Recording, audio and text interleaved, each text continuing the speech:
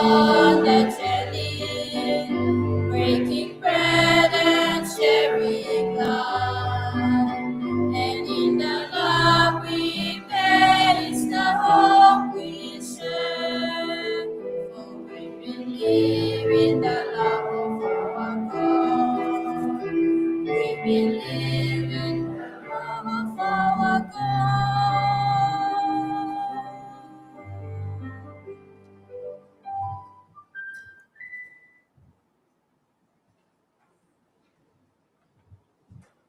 Thank you, Father Risco, our dear students, and everyone for singing along. We will take a short 15-minute tea break. You've all been sitting here and been very patient with us, and we'll resume in 15 minutes' time. Thank you. We have coffee and tea out at the SPDMA car park.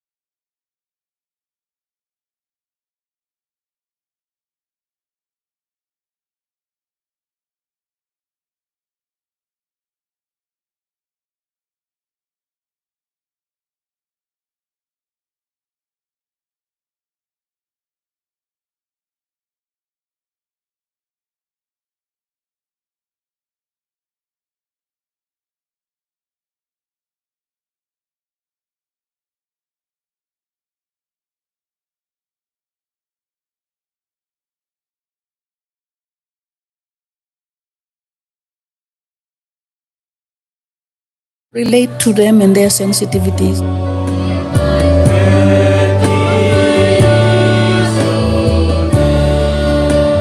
It's a celebration for everyone. I think we all have different reasons for celebrating. I know the alumni are strong in terms of the celebrations.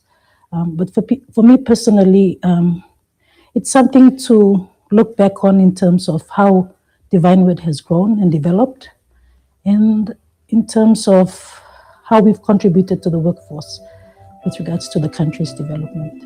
We currently have 4 campuses. We could go to 10 in the next 30 years. That would be good.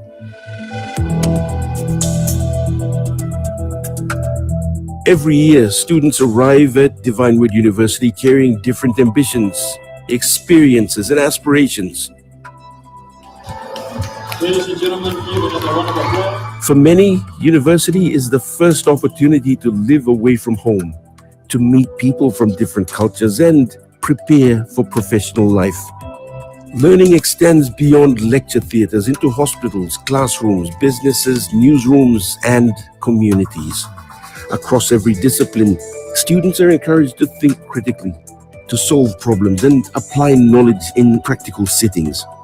I feel like I've give that service to the younger generation who are making a change, not only in the health sector, but the country as a whole, like nation building. I think we have many of our graduates and out there in the alumni who are in areas where, key areas of decision making. But I think in terms of influencing political decisions and things like that, I think that still has to happen in a big way. 30 years is an opportunity to celebrate achievements. It's also an opportunity to recognize the vision that made those achievements possible. The Society of the Divine Word, present and past presidents and council members, national leaders and partners, academic and professional staff, students, and the alumni. Together, they've built an institution whose influence reaches far beyond its campuses. Every graduate represents a story of opportunity and service. Every generation strengthens the foundation for the next.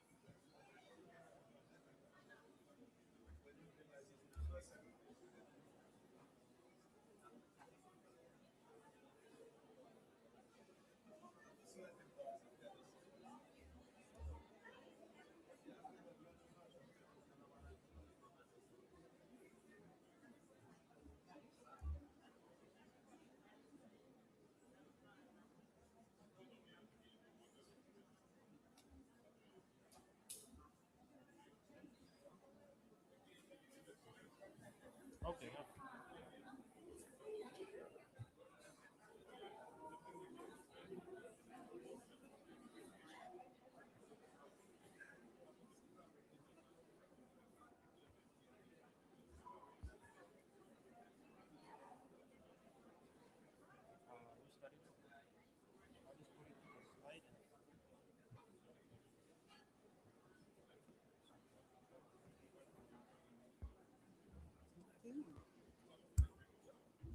That's okay.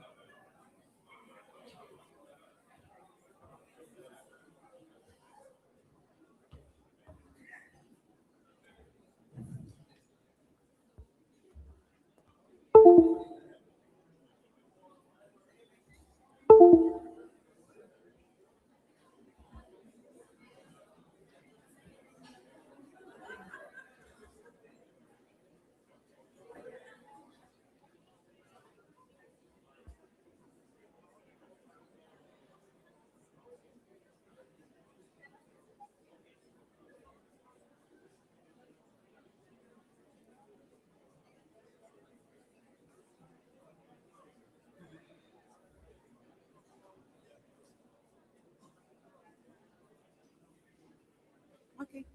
Wait. Let's lighten the mood and then.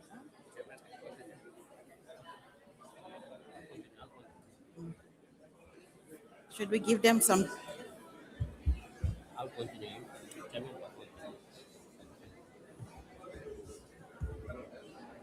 I hope you had a good morning tea and actually had some time to socialize with each other. I saw some faces who saw me when I was a baby, but now they are confused that I've grown up.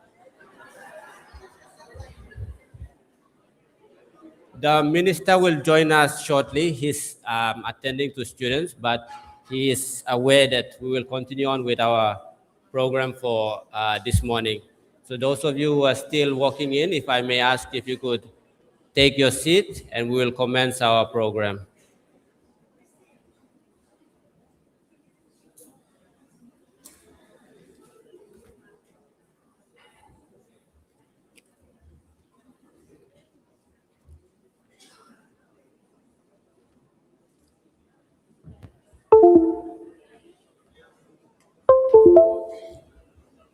Okay, so it is my privilege to introduce a man whose journey with Papua New Guinea spans more than 50 years.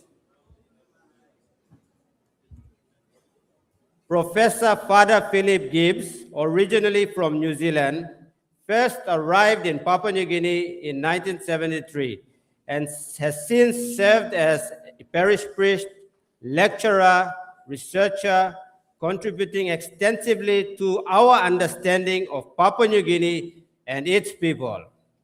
His research has included national elections, social issues, and sorcery national action plan.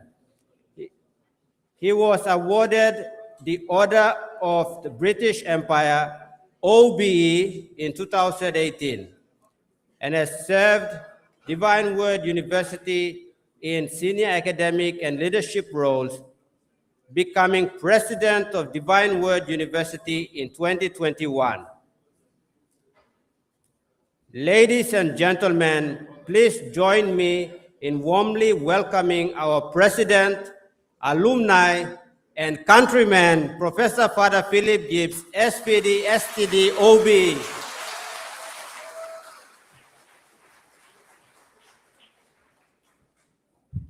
Yes, good morning, everybody, and a really sincere welcome to our minister and to our secretary who have come this morning. They've flown all the way to come here to Madang, and I really appreciate, really sincerely, that they've given their time to come here for this event. And yes, let's give them a hand. I'd also like to thank those of you who are alumni.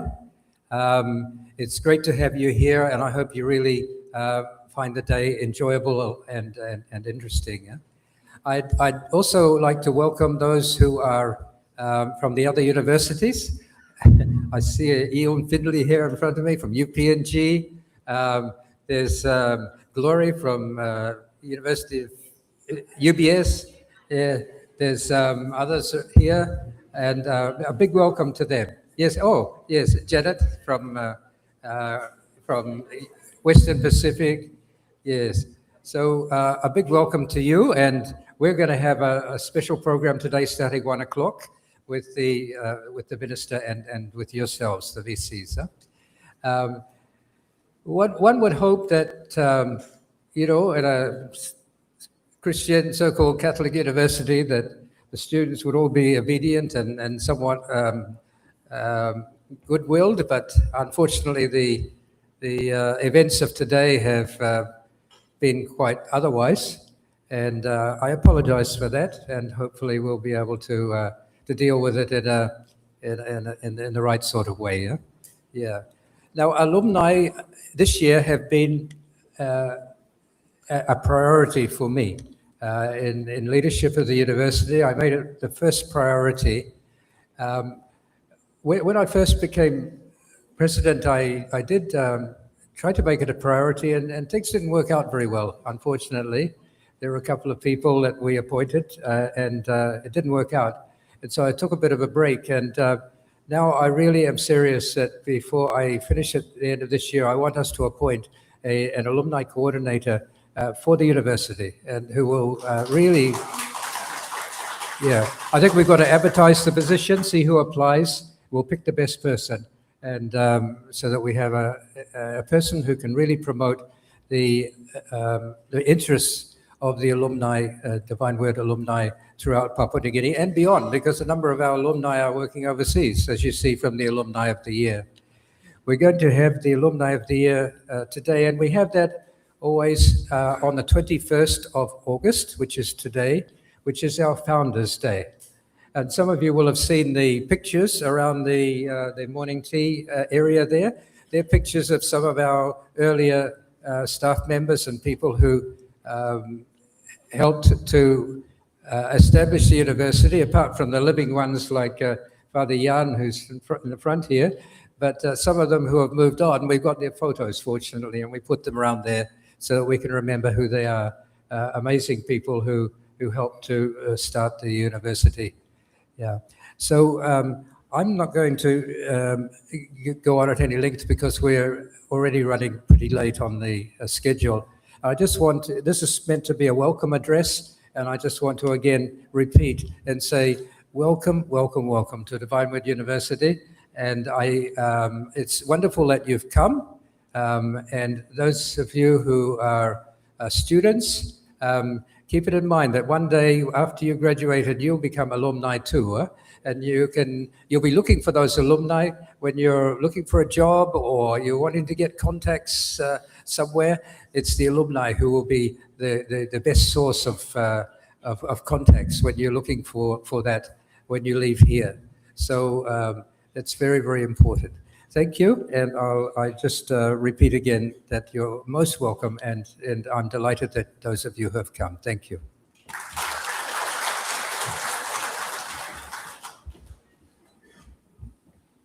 Thank you, Father Professor Philip Gibbs, for the welcoming address. The Society of Divine Word and the missionary sister servants of the Holy Spirit have been foundational to the story of Divine Word University, helping to build an institution where academic excellence, faith, service, and community come together. Their vision, commitment continue to shape the university we know today. It is our privilege to invite our occasional speaker, Father Romeo Yadawa, SVD, PNG Provincial Superior of the Society of Divine Word, to deliver the Founder's Address.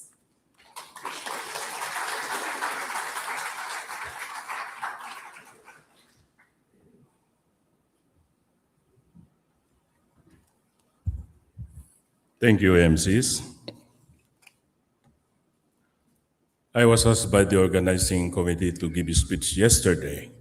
Now they ask me again to give a speech. So I hope you will bear in mind with me. the Honorable Minister Kinoka Feio, Minister of the Department of Higher Education, Research, Science, and Technology and Sports, Secretary Dr. Loni Baki, Secretary of the Hertz. I just heard the name, you finish your PhD, that's why I also add to the title doctor. Representatives of government, distinguished guests, members of the clergy and religious congregation, members of the University Council and management, and academic and professional staff, students, dear alumni,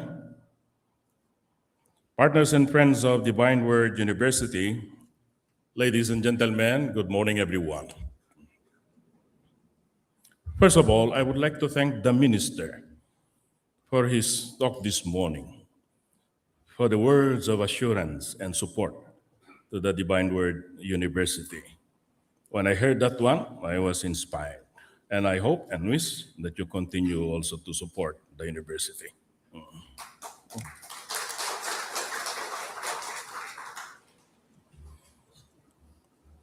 As many of you may know, or perhaps some may not, Divine Word University began as Divine Word High School in Madang in 1968. It was founded by the Society of the Divine Word, SBD. SBD in Latin, we call it Societas Verbo Divino. And of course, the Holy Spirit sisters. There's still one German SBD brother living in our community here nearby. His name is Brother Rudy. He's 94 years old.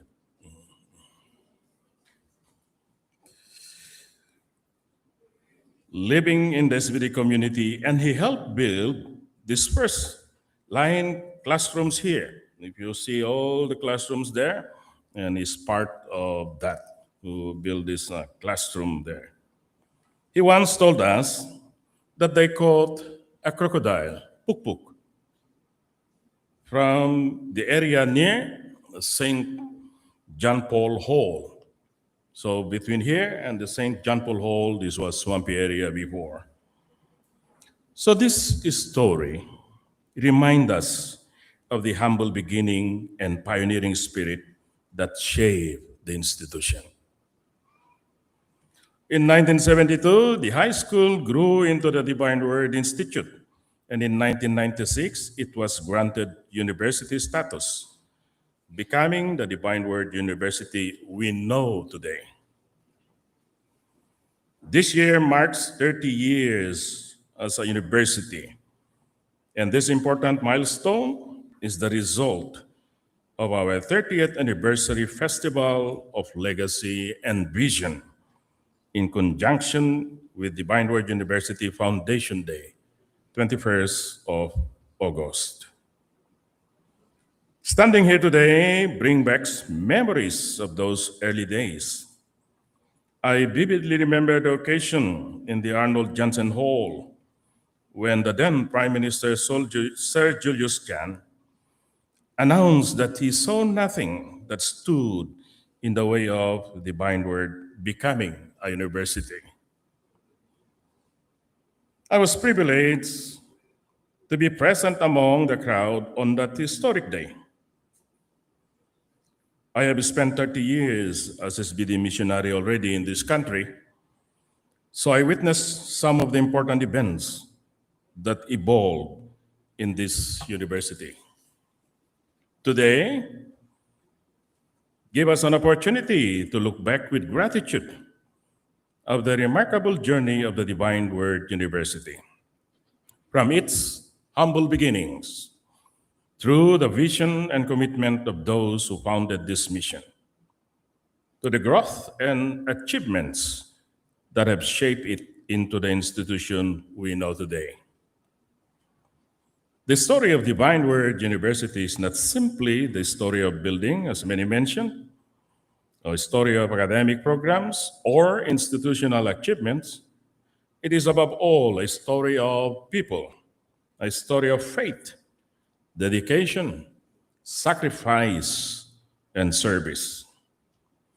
Many individuals and communities contributed to laying the foundation of this university and nurturing its growth. In 1896, the first SBD missionaries arrived in Papua New Guinea, and by providence, 100 years later, in 1996, the 100th year of the missionary presence of the SBD in PNG, Divine Word University of Madang was established after these 100 years. So thanks to Father Yan Shuba, its first president, whose commitment, dedication, and passion to build up this university, I also gratefully recall his successor, Professor Cecilia Nembo, whom I was working as a chaplain here in Divine Word during her time as president, and the current president, Professor Father Phil Gibbs, with them for their roles, and the chair and the members of the Divine Word University Governing Council who are guiding this institution for its growth and development as a university. Their commitment has left a lasting legacy that continues to inspire generations of students, staff, and the wider community. There is then a very distinct SBD identity of Divine Word University with PNG, this beautiful land of the unexpected, and with its one of you, our beloved alumni. As alumni, we belong to a vibrant community of over 27,000 graduates. And we are deeply grateful to be members of the alumni of a leading university in our country. We must take immense pride in acknowledging that we have directly contributed to the quality of human resources in Papua New Guinea, and that our collective efforts have supported the growth, development, and progress of this nation. Being a Divine Word alumnus or alumni in Papua New Guinea at this critical stage of nation building creates a special bond among us. We are not just spectators in the story of PNG, we are the builders, shaping the nation together through our professions, our communities, and our families. We look back with profound gratitude for the ways our alumni had given back to Divine Word University over the years, from contributing generously to the endowment fund, to the construction of the university chapel, as well as coming back to study and work, sending children here to receive quality education, and engaging directly with students through short and long presentations. Our graduates have continuously poured their hearts back into the foundation that raised them. The SBD remains dedicated to strengthening this relationship. And today, we want to look at how we can support and expand this partnership and collaboration even further. We are recalling on our entire alumni community to engage in 5 key action areas to mobilize our network. First, we invite you to come back home and share your rich industry experience with the next generation of students. Last night in the gala dinner, I was listening some of the speakers, and they mentioned about this coming back home. So let us know when job opportunities open up in your sectors and help us offer meaningful work experience opportunities to current undergraduates. Your real-world insights are invaluable to their growth. Second, we invite you to actively form and strengthen local alumni chapters. Strong network systems will sustain our lifelong relationship, support vibrant reunions, maintain our core values, and keep our professional and personal networks thriving across the country. Third, we encourage you to advise us about and participate in professional development certification. In a rapid changing world, continuous learning is essential, and our online programs offer the perfect avenue to upskill while remaining connected to your alma mater. Fourth, let us consult closely with the university administration for targeted developmental projects. We want to embrace state-of-the-art means for fundraising, including modern initiatives like micro-giving through small contributions. Together, even the smallest regular contribution can build monumental structures for future students. Fifth, and perhaps most personally, we want you to tell us your challenges and success stories on our Facebook page. While we proudly celebrate our alumni of the year, we treasure the achievements of every single graduate. Whether your journey has been spectacular on a national stage or simply normal, quiet excellence in your local community, your story matters to us. Every milestone adds to the collective legacy of Divine Word University. In conclusion, what we are talking about today is legacy in action. We stand here today profoundly grateful for the past, for the rich legacy left by those who walked before us. We celebrate the present by mobilizing ourselves for immediate action and deeper engagement. And finally, we look to the future with assuring hope and unwavering confidence. Together, as the Divine Word University alumni family, let us carry the light of knowledge and service forward, building our university and our nation for generations to come. May the celebration of our history renew our gratitude for the past, strengthen our commitment in the present, and inspire us with hope and confidence for the future. Finally, my sincere thanks to our presenters, the Master of Ceremonies, and to the organizing committee for their hard work, and to all of you in making this event possible. Thank you very much, and God bless you all.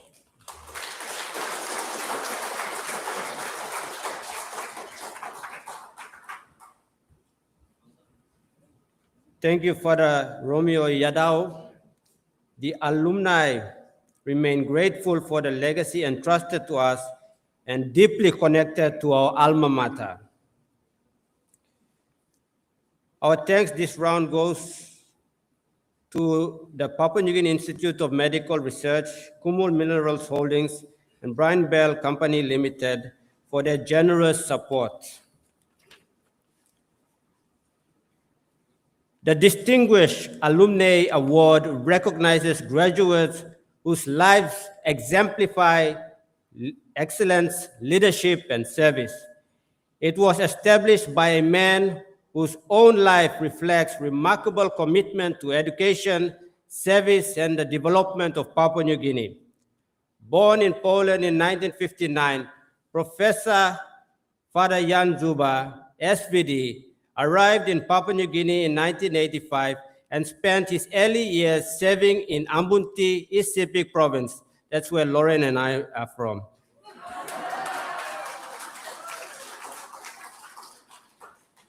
There, his work went beyond the parish, helping establish schools, libraries, and clinics, bringing education and essential services to communities in remote areas.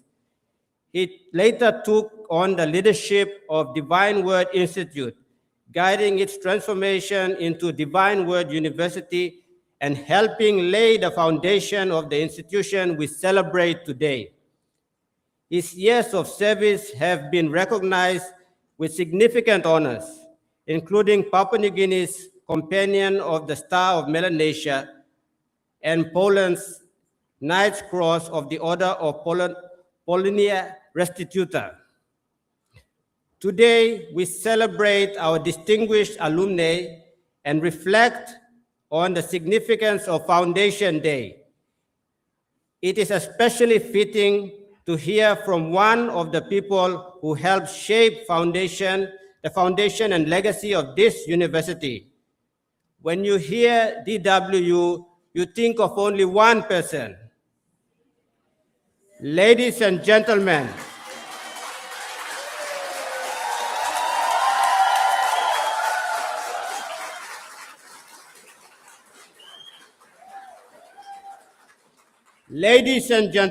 please join me in welcoming our founding president, Professor Father Jan Zuba, SVD.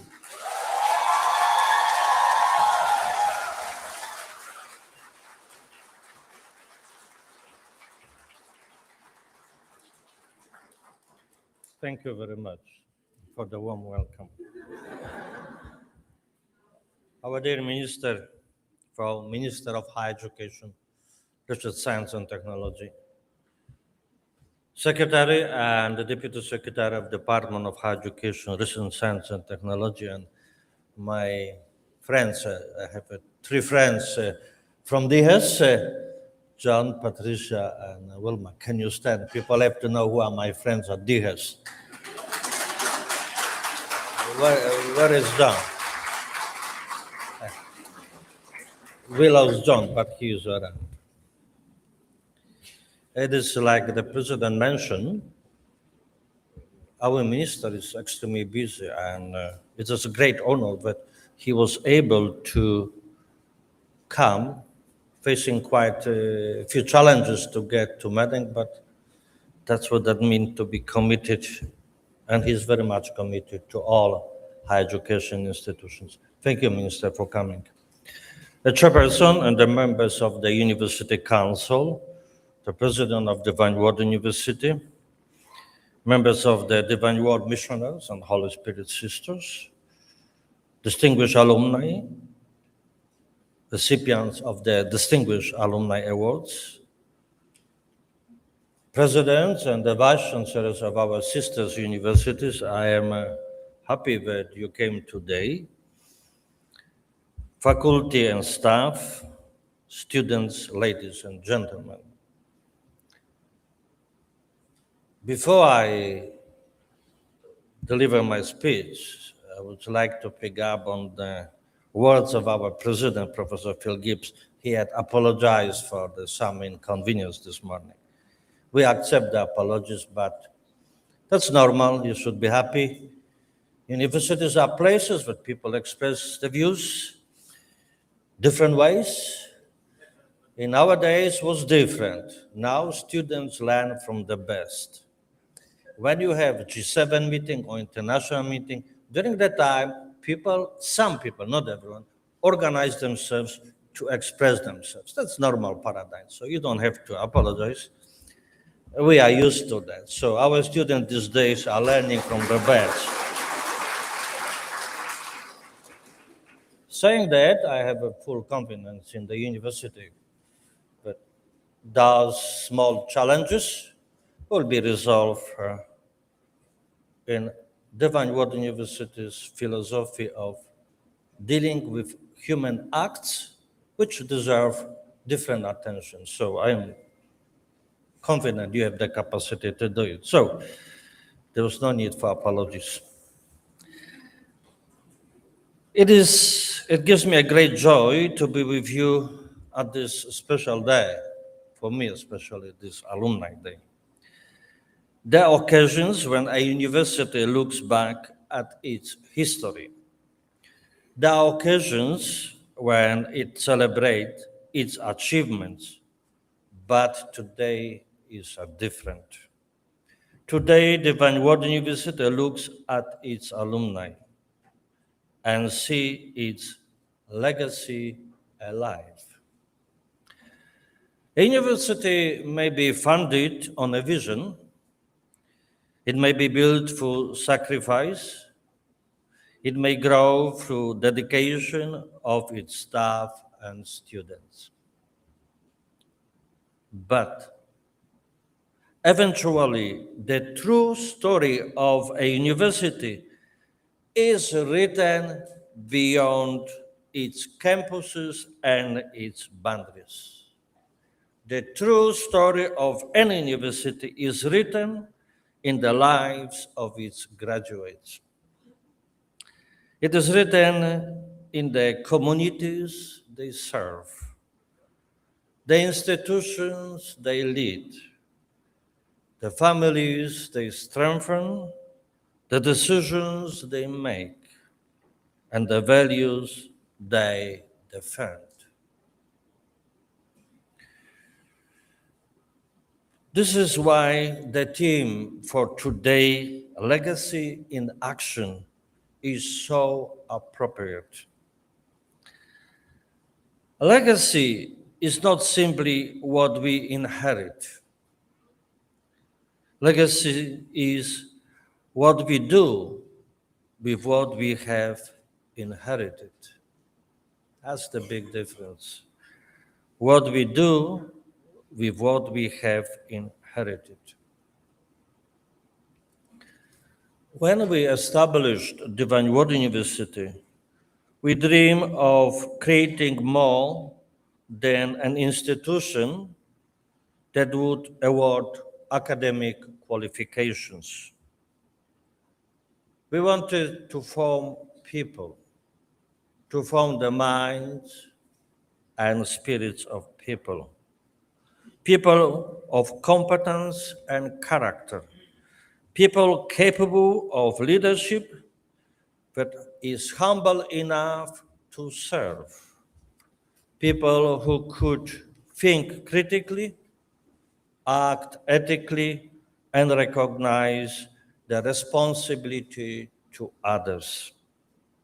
And therefore, graduation at Divine Word University was never intended to mark the end of a relationship with Divine Word University. In many ways, it marked the beginning of the new one.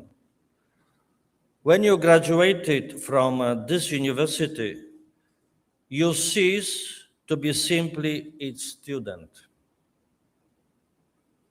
You became its representatives. From the beginning, before we have the first graduates, we established that philosophy. Wherever a DWU graduate works, serves, or leads, something of this university goes with the person. Your integrity speaks about us.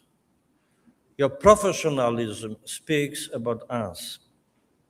Your compassion speaks about us. Your leadership speaks about us. And your service you offer to others speaks about us. This is why I would say to our alumni today, you did not simply graduate from Divine Word University. You carry Divine Word University with you. There is something unusual and important about Divine Word University. As Minister mentioned, I was involved in establishing different universities. The only one which is different from all others and the ARC is Divine Word University. What is unusual about this university? Divine Word University Act provides that the university owns itself. And this is for all our universities. All our universities have this inserted. They own itself. The legal principle which protects the university, autonomy, independence, and its mission is in all acts of our universities. But there is another kind of ownership that cannot be written completely into legislation or legislative language. It is moral ownership. And is that sense that every graduate has a share and responsibility for and share of the university. You are custodians of its good name. We are partners of its vision and mission. We are witnesses to its values. The Divine Word missionaries can provide governance and spiritual direction. The University Council can provide stewardship. The president, faculty, and staff can provide leadership and education. But only our graduate can take the mission of Divine Word University into thousands of workplaces, villages, organizations, professions, and communities across Papua New Guinea and the Pacific. This is the extraordinary power of alumni community. This campus and all campuses have boundary. The mission which is given to you does not have any boundaries. There is a place on the campus that expresses this beautifully, our alumni park. This park was designed and built by your alumni. And within that stands immortal wall of alumni. The names recorded there honor graduates whose lives have made an exceptional contribution to the society. But I believe that wall does something more. It asks a question, not only of those whose names appear there. It asks a question of every graduate and every student who passed it. What will you do with the education you have received? And perhaps an even greater question, whose life will be better because you pass through Divine Word University. This is the measure of legacy, not the title before your name, not the position you occupy, not the wealth you accumulate, but the difference our life makes in the life of others. A successful career is admirable, but successful life is something greater. Graduation gives you an academic award, gives you a degree. At this university, missioning gives you a responsibility, gives you purpose in life, brings meaning to your life. And this is why missioning ceremony has always held such significance at this university. Graduation tells the world that you have completed an academic program. Missioning tells the world that you are sent, you are being sent with purpose, with clear agenda, and you are ready to take responsibility. You have been sent to practice your profession with integrity, sent to serve community with compassion, sent to exercise leadership responsible, sent to use knowledge not only for personal advancement, but for the common good. I would therefore remind every alumnus and alumna here, each one of you, you are still being missioned. Every morning when you enter your office, classroom, hospital, business, newsroom, laboratory, church, government departments, or community, you have another opportunity to live that mission because you are still being missioned. And that's a difference which not other universities have so far. Today, we also recognize our distinguished alumni. To each of you, we offer our congratulations. We honor you not simply because you have succeeded. We honor you because your achievements demonstrate what education can become when knowledge is joined with character and service. Your recognition today is therefore more than a word. It is also an invitation.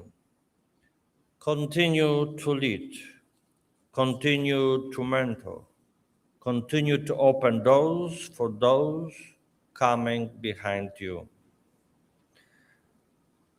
And allow your achievements to tell the young women and men studying at Divine Word University today, you too can make a difference. The greatest value of an award is not that it tells us who has received it. It is that it shows others what is possible. My dear alumni, I also want to challenge you today. Do not allow your relationship with Divine Word University to become only a memory. The university does not simply need alumni who remember DWU. Your legislative structure is different. It needs alumni who participate in its future.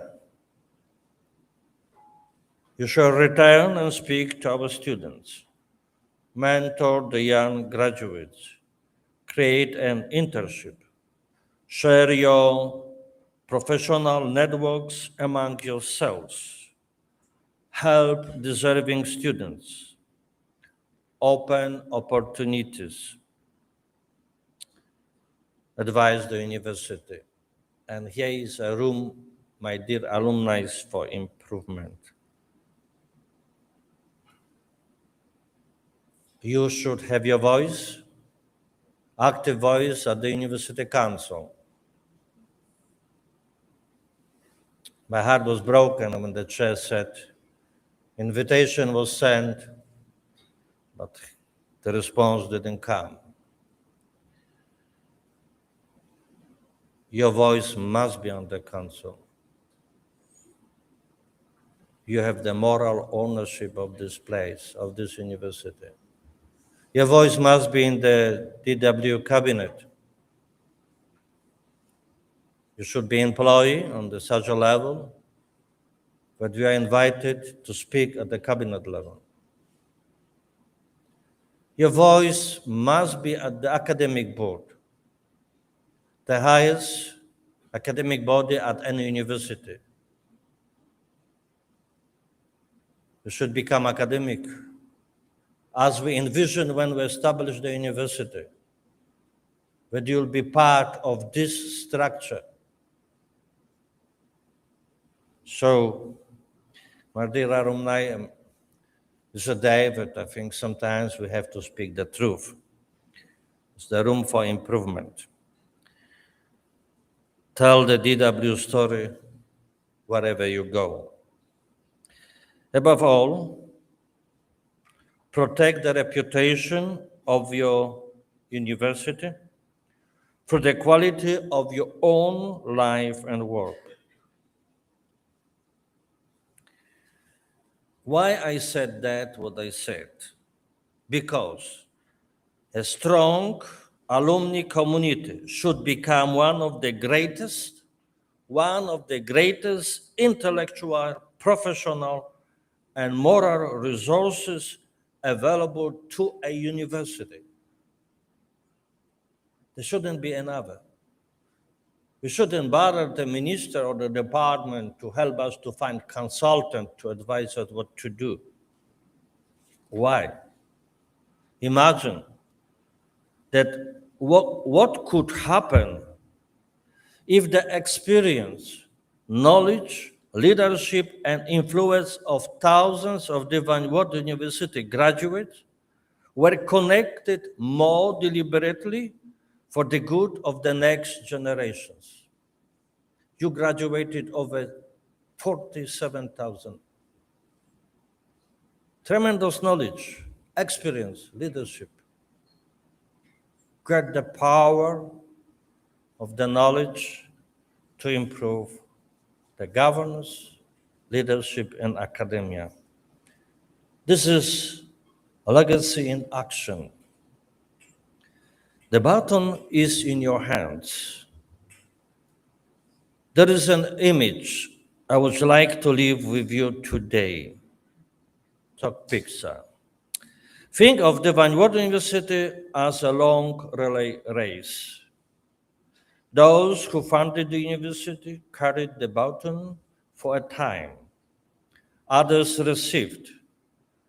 Administrators carried it. Missionaries carried it. Teachers carried it. Staff carried it. Students carried it. And now, in a very special way, you, the alumni, carried it. Our responsibility is not only to admire those who ran before us. Our responsibility is to carry the baton faithfully and then place into the hands of another generation. That gives new meaning to the words that have accompanied Divine Word University throughout this journey. Securite ad comprehendatis. Run with the purpose to win. For our alumnus and alumna, running to win is not simply about reaching the highest position. It is about finishing your race, having remained faithful to what you believe. Run with integrity when dishonesty appears easier. Run with courage when leadership becomes difficult.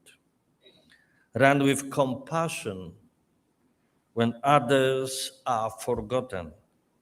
Run with faith when the road ahead is uncertain. And run in such a way that those coming behind you inherit something better because you are here.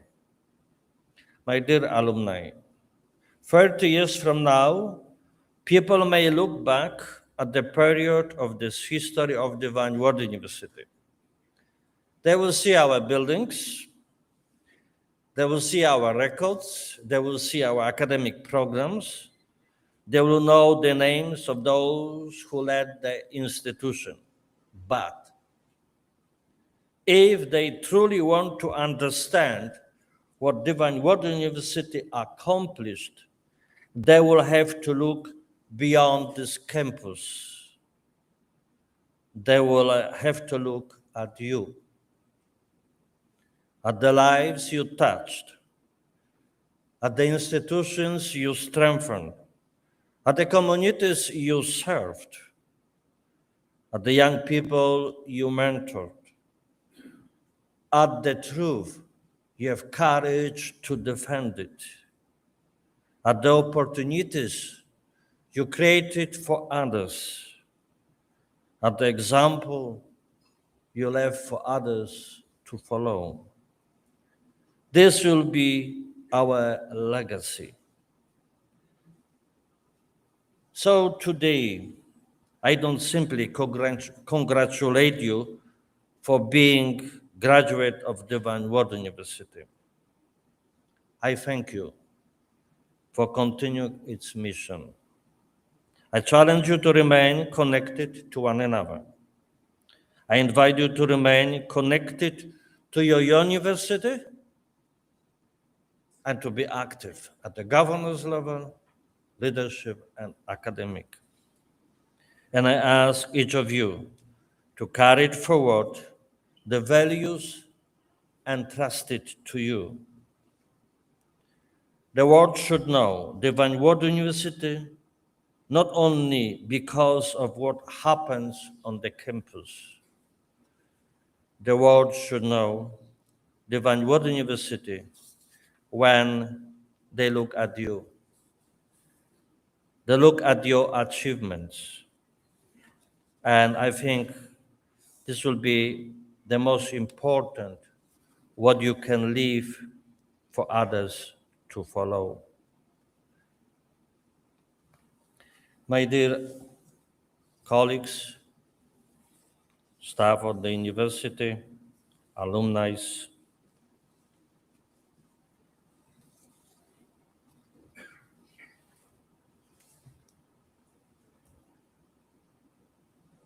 the 30 years from now, people will look at us and will judge us for what we have left behind us. Doesn't matter what kind of vision you have. On the university, I have vision. The world around us is changing with their own vision. The vision does not give you direction. Maybe point somewhere you should go, but never pick up any vision, any direction, without core universal values that we entrusted into your hands. Only those values will tell you as alumni of this place what direction you are taking is the right direction. May God bless our country. May God bless Papua New Guinea. And may God bless the alumni of this university. Thank you.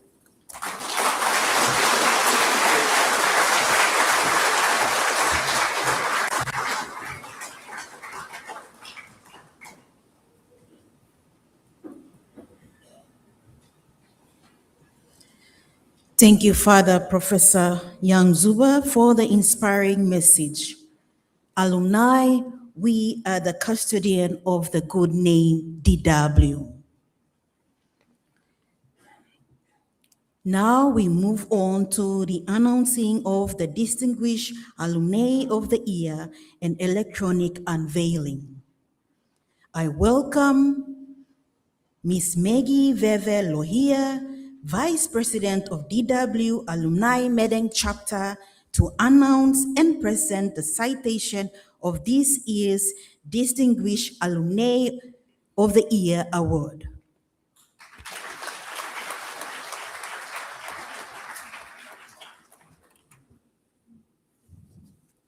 Finally, what everyone's been waiting for. I can see you're all smiling. So this year, in alignment with Divine Word University's 30th anniversary, we are honored to announce that there are 4 recipients for this year's award. Let's all give them a round of applause.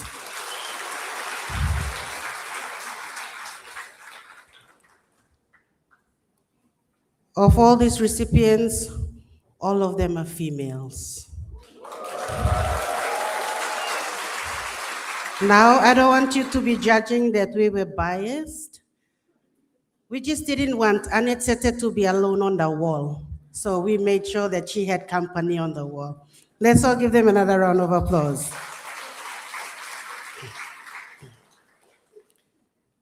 Let's begin. Originally from Salata, Maprik, in East Sepik province, this awardee calls Medeng home, which is no surprise when she graduated with her Bachelor of Business Studies in 2017. She is recognized for her exceptional contributions to the financial sector and her unwavering commitment to community empowerment, and is honored under the following categories. Under the achievement category, the awardee has demonstrated remarkable professional excellence, graduating with a Bachelor in Business Studies and earning a special award for academic and empowerment excellence.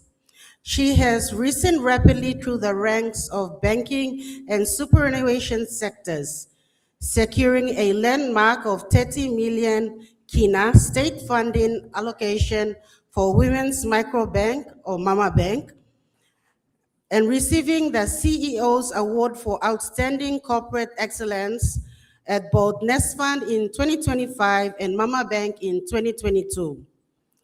Her regional leadership is further recognized by USAID's Certificate of Excellence in Financial Inclusion and Community Outreach in 2023, and a pivotal role in creating the Women in Super Manual. For her service to society, the awardee, who is a passionate advocate for financial inclusion, has empowered more than 10,000 marginalized women and men through business training and financial literacy programs. As a certified CEFI trainer, she has led national education models and executed targeted school and community-level social investments. Her volunteer work on church and community boards and her leadership in expanding grassroots banking networks have made a lasting impact on communities across Papua New Guinea and in the Pacific. The awardee's commitment to support is evident in her collaborative leadership style and dedication to fostering inclusive environments. As manager of member experience at NESFund and chairwoman of PIIF Women in Super Steering Committee, she has overseen member loyalty programs, digital engagement frameworks, and multi-jurisdictional gender equity initiatives. Her democratic management philosophy and focus on teamwork have enabled professionals to drive sustainable economic growth and meaningful social impacts. I would like to now invite former chair of the Council of Divine Word University, Archbishop Douglas Young, to present this award to our first awardee. Archbishop, if you can. Thank you. Mrs. Madpo. Thank you. Distinguished guests, ladies and gentlemen, and our alumni in the audience and who are watching us online from our campuses as well in Medang, Rabaul, and Port Moresby. Let us make welcome the first awardee of the 2026 Divine Word University Alumni Award, Ms. Melisha Sindiwan. For her outstanding achievements, dedicated service to society, and unwavering support for her colleagues and community, she is celebrated as a trailblazer and role model whose work continues to inspire positive change throughout the country.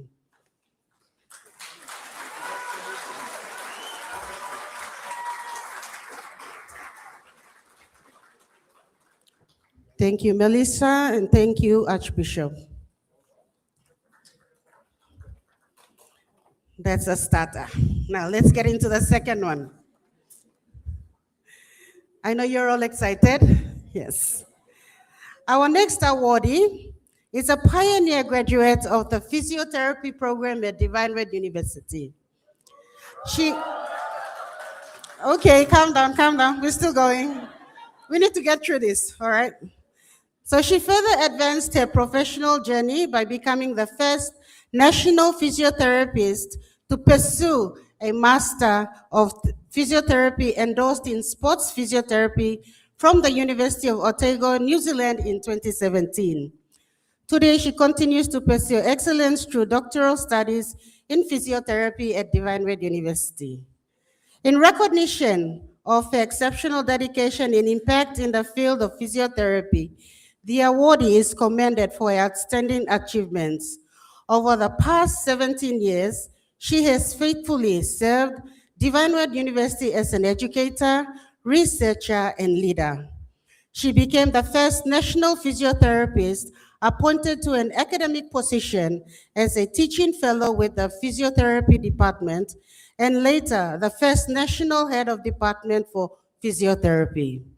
As lecturer and head of the Department of Rehabilitation Science, she has led academic and clinical programs, contributed to research publications, and advanced evidence-based practice in community physiotherapy, women's health, sports therapy, and health promotion.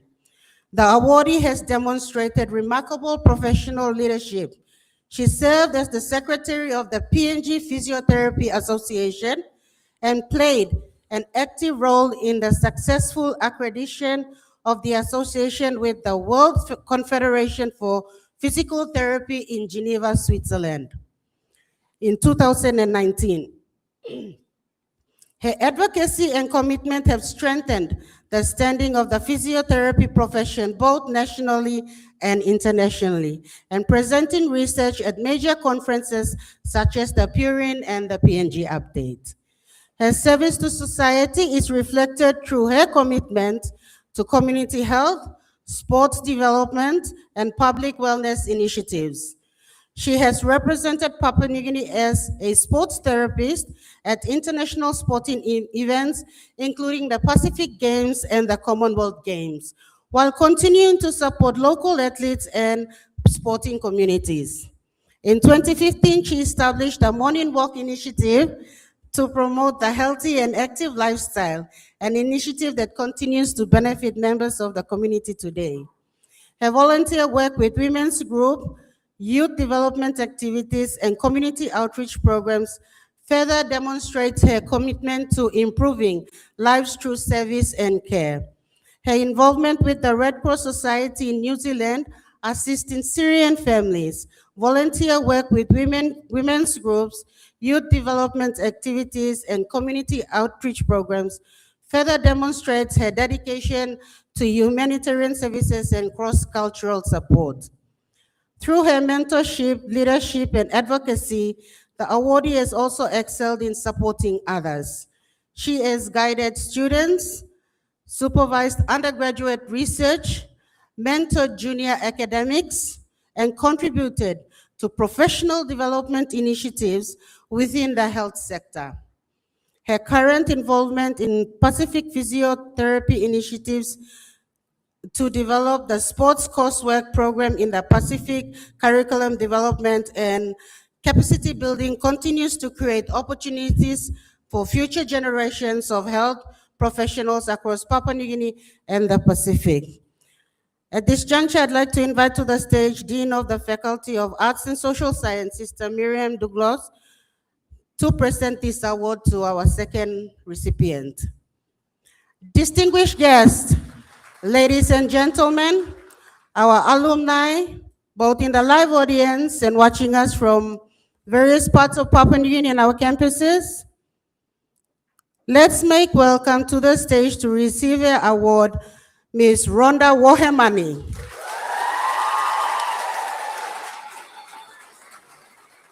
For being the first National Teaching Fellow to be in the first National Head of Department with over 15 years of teaching and representing PNG in the profession of physiotherapy at the National Pacific and Commonwealth Games. Ms. Wohemani exemplifies the highest ideals of her profession and serves as inspiration to all. Let's all give her another round of applause.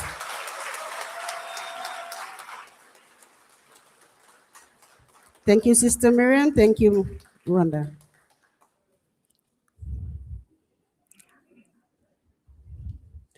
Our third alumni awardee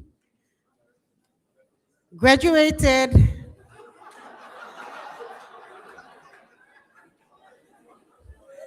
our third alumni awardee graduated with a Bachelor in Social and Religious Studies in 2014. As a firm believer in education, this will be the foundation that gave her the grounding in approaches that could be applied beyond the classrooms. We will hear more of this in the following categories. The awardee is recognized for her exceptional achievements as an environmental justice advocate, community leader, and former elective representative of the Bougainville government. As a traditional landowner from Panguna and former member for Euro constituency, she transformed community concerns into international action, leading a successful campaign that compelled global mining giants, Rio Tinto, to formally acknowledge and address the environmental and social devastation caused by the Panguna mine.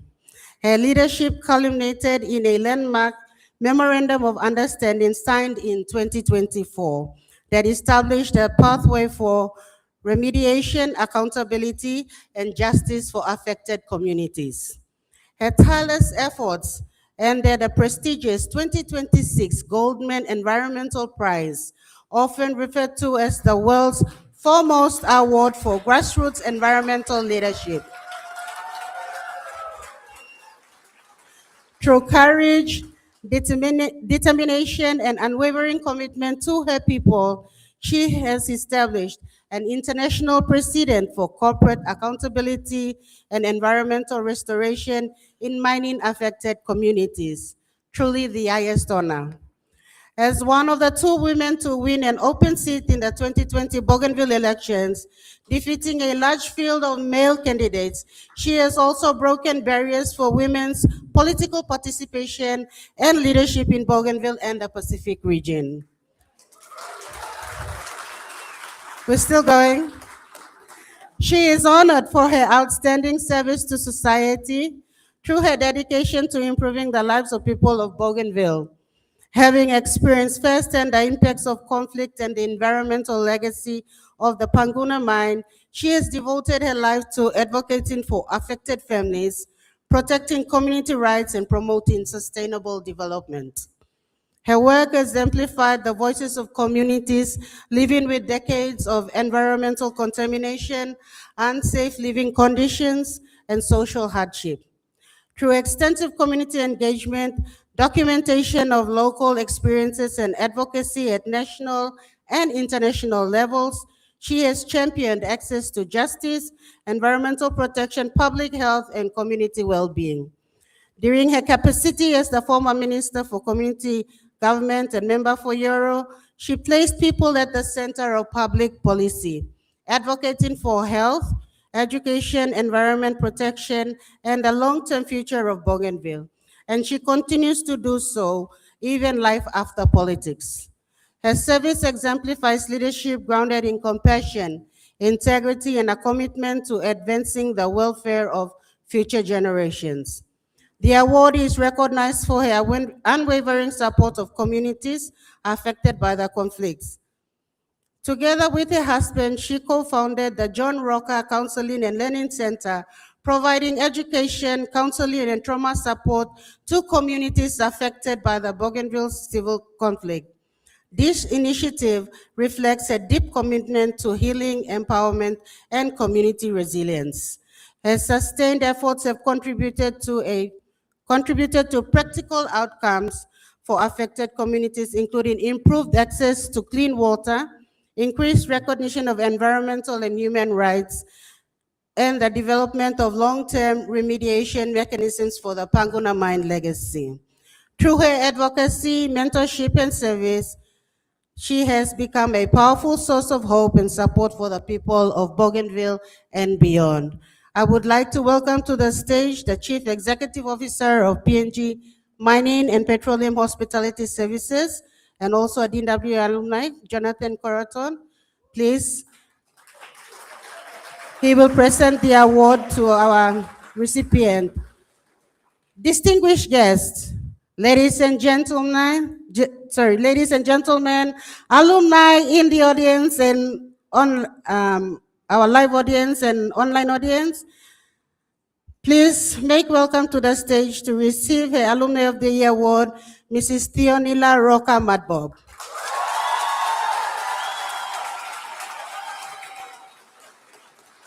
For these remarkable achievements, distinguished service and unwavering support for her people, Mrs. Madbob is most deserving of this award, and the highest recognition is bestowed.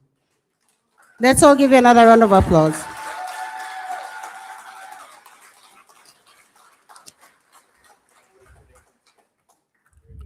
Thank you, Jonathan. Thank you, Theonila.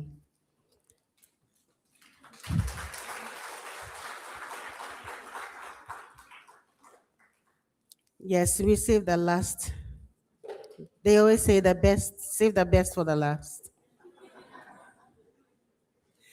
Our final recipient is no stranger to communities and education institutions in the country, but more specifically to Medang. Our recipient has more than 18 years of experience across management, fisheries, business development, training, education, and policy advisory roles. She recently graduated with her Master's of Business Administration Management from Divine Word University in 2025, last year. However, her Divine Word University alumni journey began after attaining her Bachelor of Arts, PNG Studies and International Relations back in 2003. She has attained merits and qualifications in other fields, such as certificate in teaching, a Master of Education, curriculum specialization, and certificate in teaching religious education. In recognition of her outstanding leadership, dedication, and transformative contribution to the fisheries sector of Papua New Guinea, this awardee is hereby commended in the category of achievement, where she pioneered fisheries education and training in Papua New Guinea, designing curricula that empowered more than 5,000 cooperatives and entrepreneurs. She developed the Know About Business Fisheries program, now delivered in 50 TVET schools nationwide, and represented PNG internationally at the Blue Financing Conference in the United States. She is also commended for her service to society. Through her dedication, she has uplifted communities across the highlands, coastal and islands by equipping resource owners with practical business and fishery skills. Her work was Her work has enabled countless individuals to establish sustainable enterprises, contributing directly to national economic development and fostering inclusivity, especially for women in fisheries. In the category of support, she is admired as a mentor, leader, and role model, embodying the values of discipline, service, and excellence. In her current role as Medeng Port Manager, she provides steadfast guidance, ensures compliance, and strengthens partnership and in respect from colleagues, stakeholders, and communities alike. For this award presentation, I'd like to invite President of the University, Father Philip Gibbs, to make this award presentation.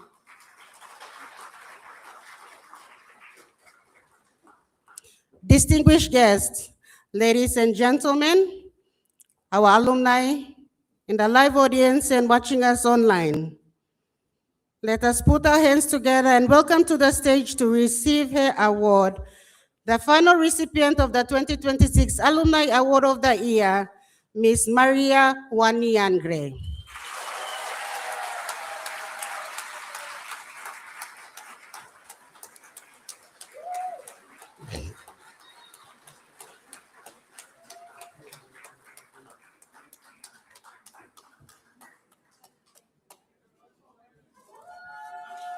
Another round of applause.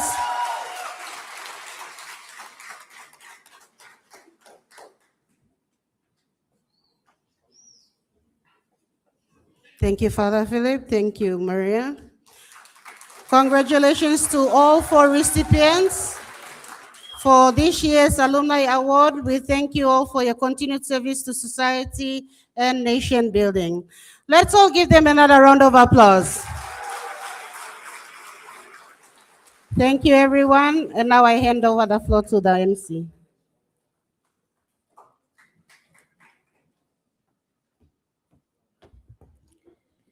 Thank you, Ms. Lohia. I now invite Emeritus Professor Cecilia Nembo, OBE, second president of Divine Word University and Papua New Guinea's first woman vice chancellor, to electronically unveil the 2026 Distinguished Alumni of the Year plaques.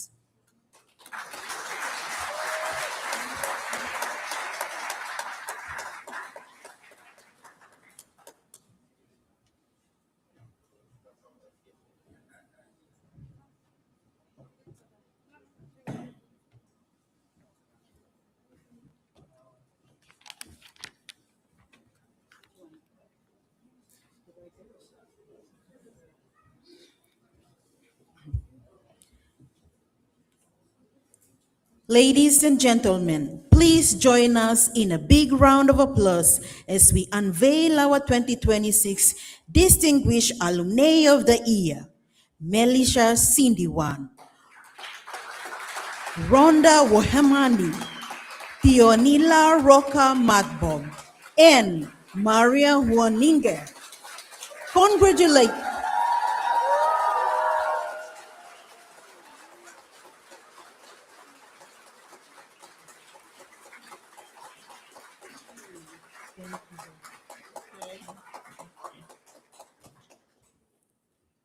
Congratulations to all 4 of our distinguished alumni. And our sincere thanks to Emeritus Professor Cecilia Nembo for honoring us by unveiling of the plaques. The physical unveiling and group photograph will follow later at the Alumni Park. And now we've been waiting for another important or favorite part of the program, lunchtime.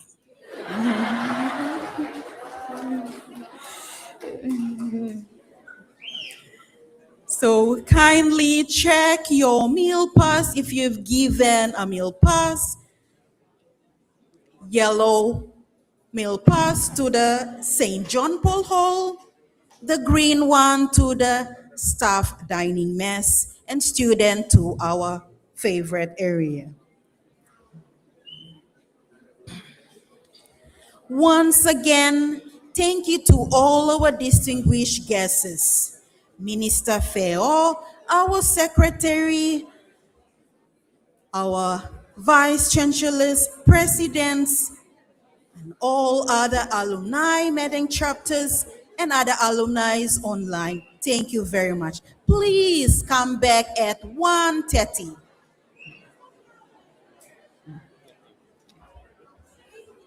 We will resume at 1:30 p.m. 1:30 p.m. So enjoy your lunch and be back before 1:30 p.m. Thank you, Tomas.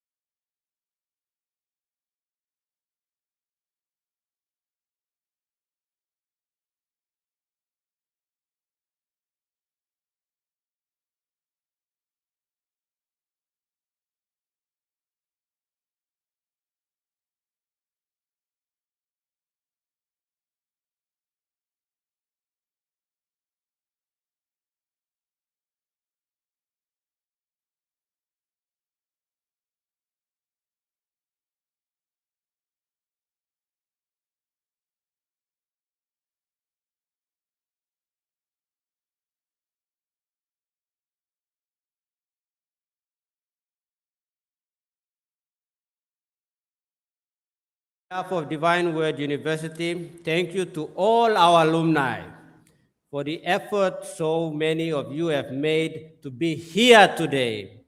Give yourself a big round of applause. We see you, we value you, and we are proud of you.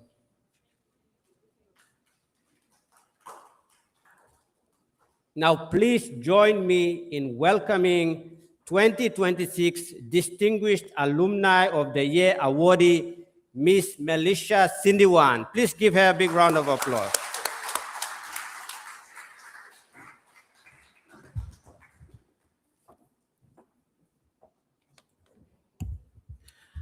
Thank you, Franco and Lorraine. You guys did a wonderful job taking us throughout the day.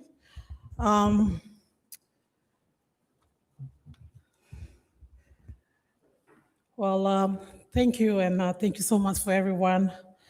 To the University Council, former presidents, the founding president, Father Jan Zuba, Professor Cecilia Nembo, our current president, Father Philip Gibbs, member of the faculties and administration, dedicated lecturers, staff, fellow alumni, proud current students, generous sponsors, my beloved parents and family, all distinguished guests, ladies and gentlemen, a very good afternoon to you all.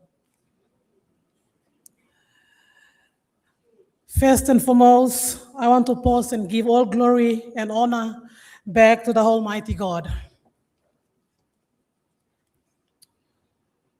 There's a Bible verse in Colossians chapter 3, verse 23 to 24 that I always keep close to my heart that has shaped my journey in my career, and it reads, "Whatever you do, work at it with all your heart, as working for the Lord and not for the human masters."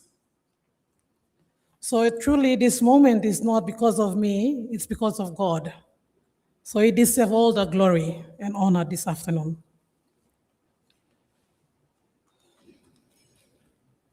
As Divine Word University celebrates its 30th anniversary, I'm filled with so much emotions today.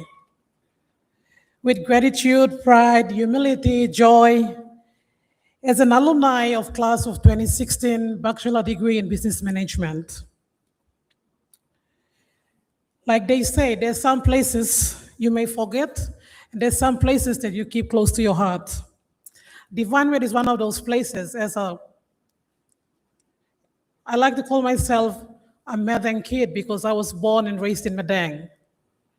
And Divine Word was part of my life ever since 1993 when I was born. So standing here today, I am deeply honored, incredibly grateful to be part of the legacy of this great institution. To be recognized as the alumni of the year 2026 during this historical landmark 30th anniversary celebration is truly humbling, and one will be one of the greatest honors of my life. I think I'm the youngest among the four recipients. So I'm so grateful and honored. As a reflection on my journey, from a young girl dreaming of one day starting at this university to now standing before you, receiving this recognition, my heart is overflowing with gratitude. This award is not only of a celebration of my journey after Divine Word. It's after 10 years and I'm back here receiving this award, but a reflection of many people, mentors, sponsors, lecturers. I can see some of my lecturers still in the room, Dr. Lindio, Mama Kasak, Trisa Kau, Mr. B, to name a few. Colleagues, family members, and communities who have walked alongside me to help me, save me as a person today. Like I said, I'm proud to call myself a daughter of Divine Word University, and will forever grateful for that. Education, values, faith, leadership, and sense of purpose that this university instilled in me. Let me take you back to my connection to Divine Word University. My connection to DWU began long before I became a student here. Like I said, I was born, raised, and grew up in Madang. In around 1999, as a 7-year-old young girl, living up the Kusba Road, Kusba Police Barracks, my father is a policeman, my mom is a teacher at Kusba Primary School. I would often walk with my siblings, my cousins, to visit my aunt, who was studying here at DWU University. Today is a beautiful family circle moment for me. As I see my auntie Maria Malang, who's receiving a recognition here today.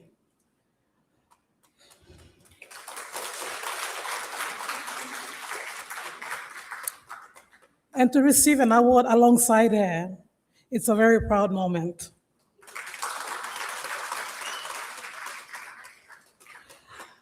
Those visits planted a dream in my heart. I dream of one day becoming a student at this prestigious university and graduating with flying colors, which I did. When I finally walked these halls as a student, DW gave me far more than an education. It gave me confidence. It taught me discipline. It strengthened my faith. It sharpened my leadership skills and nurtured a deep desire to serve others. Most importantly, it instilled in me a motto that continues to guide me every day: run to win. To me, run to win means run with purpose, run with determination, run with perseverance, run with integrity and resilience. These values did not stay within the classroom only or the lecture rooms. They became the foundation of my career, my service, and my commitment to helping others. Now let me take you into my career and the work that I do to impact the communities that I served. Like the good Maggie have mentioned, I'm attaching with the financial and banking space in Papua New Guinea after finishing from Divine Word. About 10 years now of experience in the banking and finance, attached to the microfinance industry in Papua New Guinea, before recently to join Nest Fund, the largest superannuation fund. During my final year here in Divine Word University, I wrote a thesis title. I believe Mrs. Cow will remember this title. A study to investigate the factors affecting the performance of women entrepreneurs in micro and small enterprise in urban areas of Madang Province. That was my final year thesis. Growing up in Madang, I watched hardworking mamas selling ice blocks, Mary blouse, second-hand clothing, beetle nut, fresh fruits, etc. to make ends meet to support their families. As I listened to their stories, watched their struggles, later I researched their experiences. I realized that many women were not lacking determination, talent, or ideas. What they lacked was access to opportunities, financial services, and support. Little did I know that the thesis I wrote as a student would become the blueprint of my life journey, or my life work.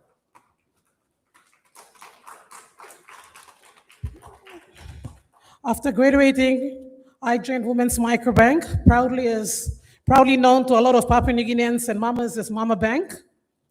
Over the 8 years, I was blessed to work alongside an incredible team that is committed to financial inclusion and empowering women and communities of Papua New Guinea.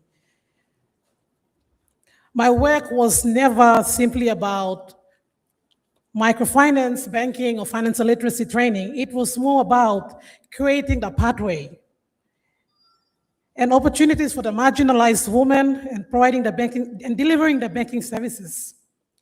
Financial literacy, business development, skills training. I have trained a lot, like what Maggie said, 10,000 plus mamas have trained under me and certified. I teach them basically about savings and budgeting, entrepreneurship, something that never taught in classes or in classrooms or either in primary, secondary, universities. So that was something I was passionate about that I was doing. One of the greatest reward of this work has been witnessing transformation, real transformation. Transformation in a mama's life that was selling in a table market into a trade store. A mama now operating a PMV bus and owning a PMV business. Others have built tailoring businesses, retail outlets, and small enterprise, and now provide income and employment opportunities for their family and communities. For me, success never been measured by the amount of fundings and partnership or size of business that I worked for or I have secured for Women's Microbank known as Fund.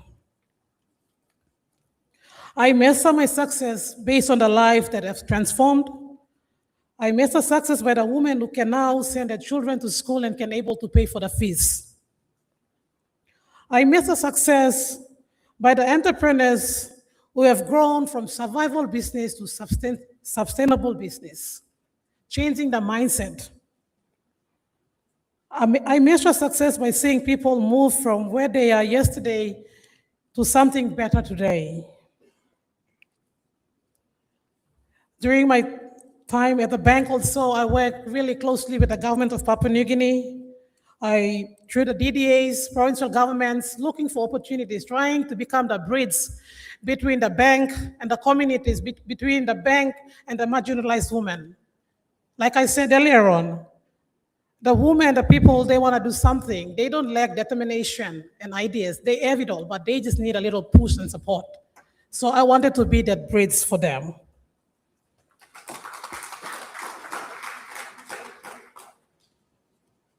When I joined Mama Bank as a young graduate with no experience at all, I started as a marketing officer, looking for ways to fundraise to get money to support the bank because it was a growing bank at that time in 2014.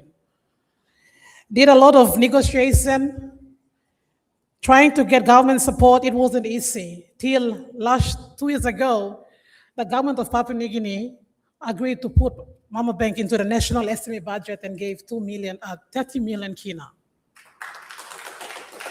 And that's something I'm really, really happy and proud about because I can see women's lives are now transformed. A lot of mamas are flooding into Women's Microbank, getting loan to do their businesses, supporting ideas and working alongside UN, EU, Australian government, New Zealand government, Kiva, a crowdfund in US, trying to come up with inclusive product, financial products that can make banking inclusive, affordable, accessible to every woman, every man, every youth, and every community that I've served in. And when I joined the bank, mind you, the customer base was around 17,000. When I left the bank 2 years ago to join Nest Fund, I have helped to raise the client base or the customer base to 150,000. The savings have grown from hundreds to millions. The loan portfolio have grown. It's because of the passion that I wanted to be the bridge between the bank and the people.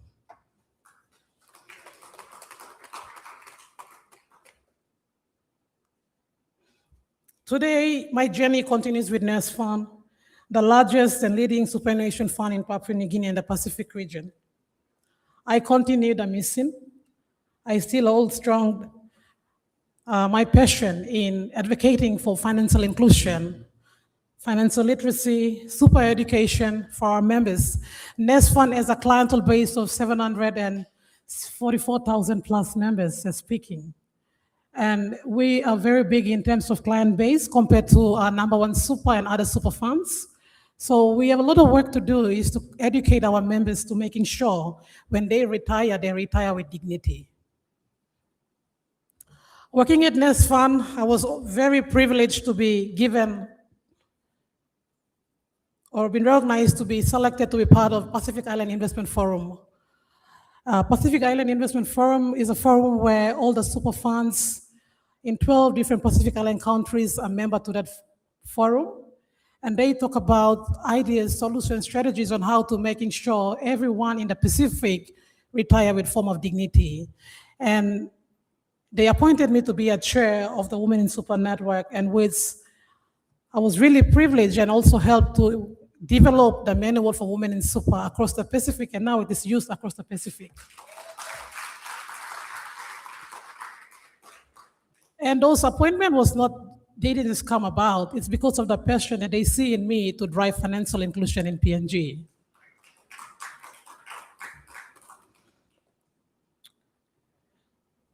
So whether I'm speaking to students, workers, or SME, churches, communities, rural mamas, my mission still remains the same, is to educate, empower, and create the opportunities for our people as a bridge to our people. Okay? I would like to give you acknowledgements. An achievement like this, Alumni of the Year Award, will never come in a solo journey. You will need someone to hold hands with you to come this far. So firstly, I would like to acknowledge and thank my beloved parents. They're here in this room this afternoon with me.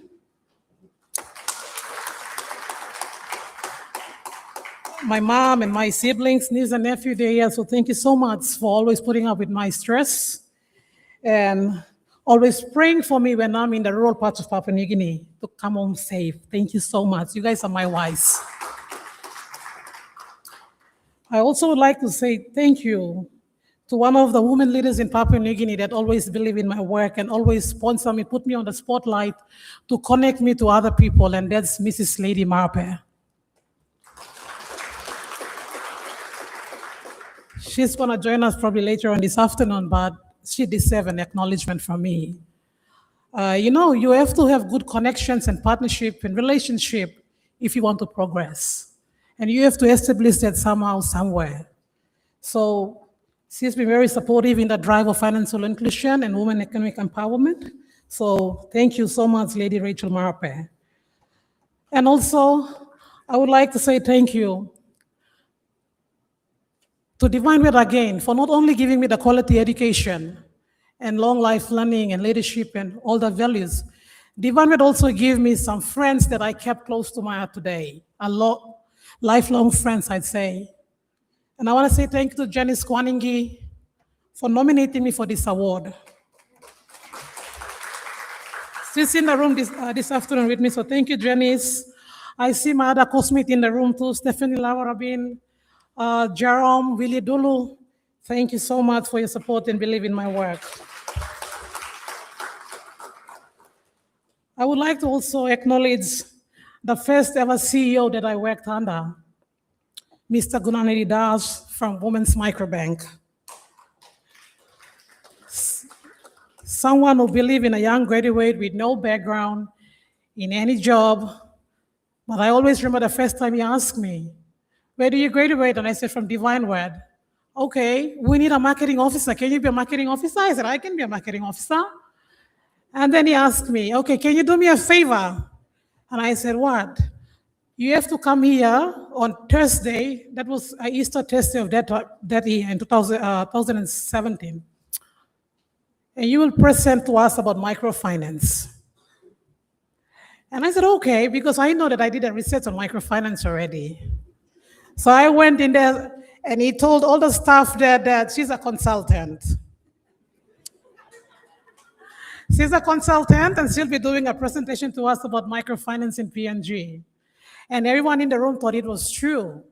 After I did my presentation, he asked everyone in the room, how was the presentation?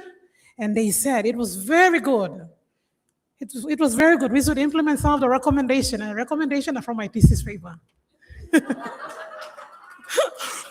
So anyway, when they gave a really good feedback about my presentation, he told me on the very spot that, well, Melisha, this is your job. Welcome to Women's Microbank. And that's how my career started, with microfinance and into the financial inclusion.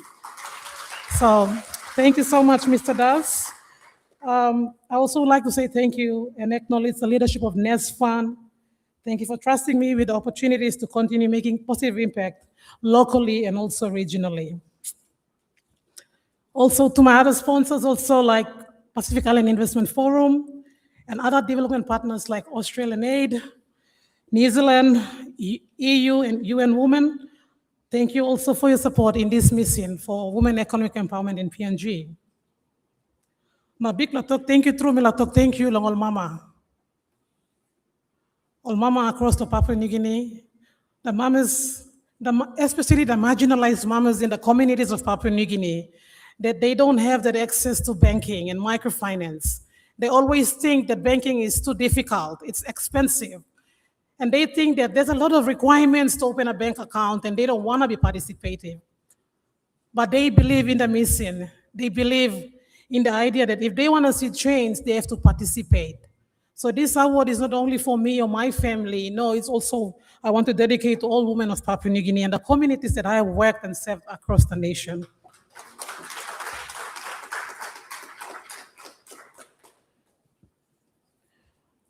I want to leave a message to the current students.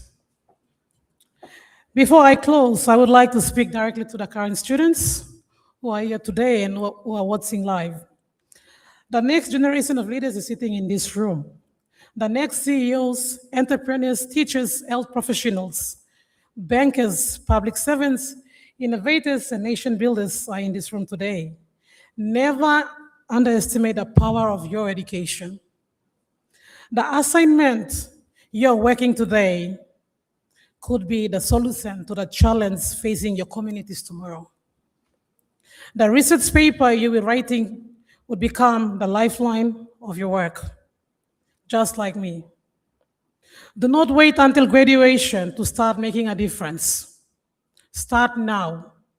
Volunteer. Serve your communities.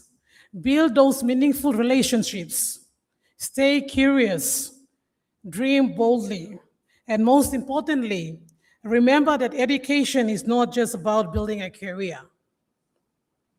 It's about using your knowledge, skills, talents to improve the lives of others. Papua New Guinea needs your ideas. Papua New Guinea needs your leadership. Papua New Guinea needs your service. So whatever your journey takes you after Divine Word, always remember the motto of this great institution, run to win. As I come to conclude, what began as a young hometown girl from Medang, walking through the gates of Gavstor to Divine Word University, has become a journey of faith, purpose, service, and impact, and a bridge to the formal system in the banking, to the informal system in the microfinance sector. Divine Word University did not simply educate me with quality education. It has shaped my character. It has strengthened my faith, and it challenges me every day to lead with integrity and ethics. And it taught me that true success is measured by how many lives we have lifted along the way and impacted along the way. To my fellow alumni, current students, lecturers, staff, and colleagues, and Divine Word University as a whole, happy 30th anniversary, happy Foundation Week. May Divine Word University continue to educate, inspire, and save generation of ethical leaders of Papua New Guinea and beyond. Divine Word, thank you so much for the incredible honor of the award, of the Alumni Award. And God bless Divine Word University, God bless Papua New Guinea, God bless all the alumni, and may we continue to live by the words, run to win. Thank you.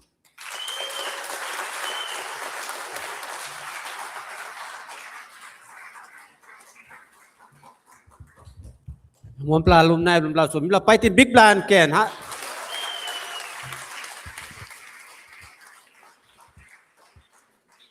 Our vice chancellors and our dignitaries are not here, so we can go informal a bit.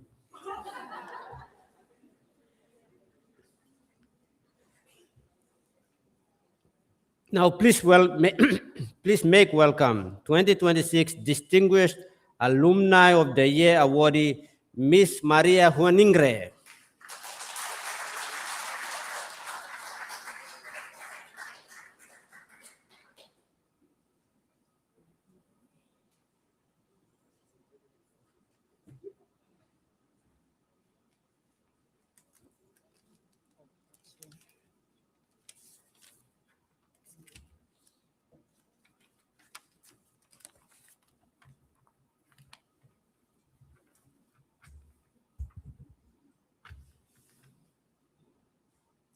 Good afternoon.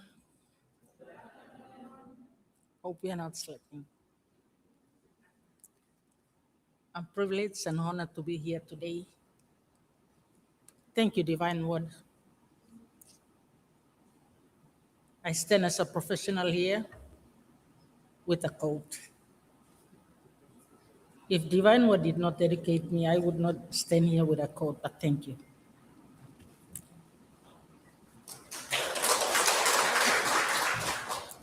Members of the Governing Council, Divine Word University, Founding President, Professor Farayan Zuba, Emeritus Professor Cecilia Nembo, current President of the University, Father Phil Gibbs, lecturers, academic and non-academic, distinguished guests, fellow alumni, students, ladies and gentlemen. And I would like to thank the person who's just walked in.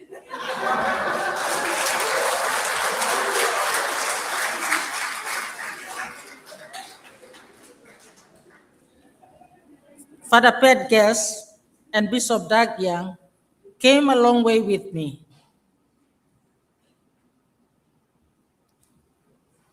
It is both a privilege and an honor to stand before you today as a proud alumni of Divine Word University.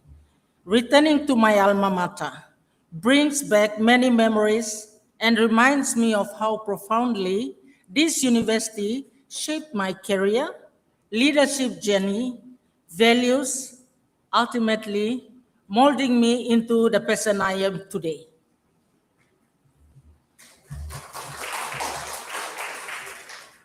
I'd like to thank my niece Melissa, Naomi Ignace, sitting up there, thank you. I would hold their hands and bring them in.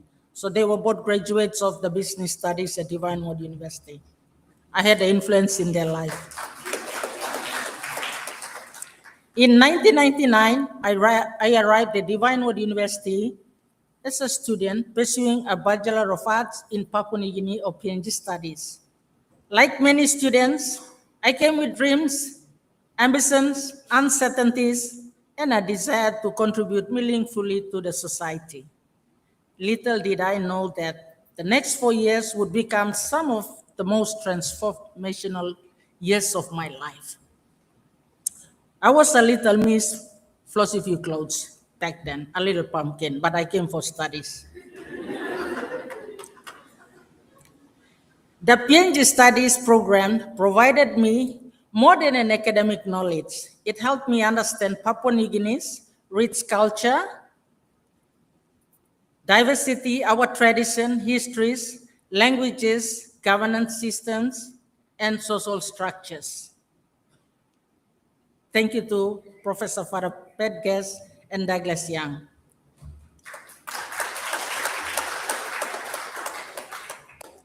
Through my studies, I learned to appreciate people from different backgrounds and developed a deeper understanding of leadership, community development, and nation building. That is where PNG studies can bring you to. Most importantly, this university taught me that education is not just about gaining knowledge. It is about building character. The values of integrity, discipline, respect, humility, service, and commitment were embedded into every aspect of the university life. I recall the ethical class with Father Ziegler every 2 o'clock up at BS Complex. Goodness, that is not the right time to have class. We would sing through to get the lesson over. These values have guided my decisions, influenced my leadership style, and remain the foundation of my professional journey. After graduating in 2003, I began my career in the education sector as a lecturer at St. Benedict's Kandy campus. It was here that I discovered the rewarding experience of teaching, mentoring, and empowering future educators. The role strengthened my communication skills, confidence, and passion for helping others grow. Whilst at St. Benedict's Kindy campus, I pursued Masters in Education because the role wanted me to have something additional. I had Masters in Education, curriculum specialization, and I was one of the first pioneer in curriculum specialization from Divine Word University. From 2005 to 2006, and I graduated in 2007. The qualification that gave me an added edge in my teaching, lecturing profession. My journey then took me to the Papua New Guinea Education Institute in Port Moresby as a senior lecturer, where I gained valuable experience in teacher training, training people who want to be teachers, and professional development. These early years taught me the importance of lifelong learning, adaptability, and continuous personal growth. One of the most memorable chapters in my career was serving as a pioneer lecturer at Sacred Heart Teachers College, Bomana, NCD in 2010. It was a new college, I had no idea. I'd say I'll try. It worked. Being part of a pioneering institution required dedication, resilience, innovation, and teamwork. Always a teamwork. No man is an island. It challenged me to think beyond my comfort zone and contribute to building a learning environment that would prepare future generations of teachers.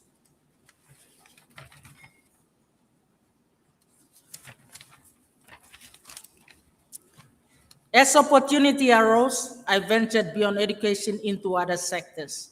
I joined the Department of Finance as a training consultant for the Integrated Financial Management System, IFMS, the current accounting system for Papua New Guinea.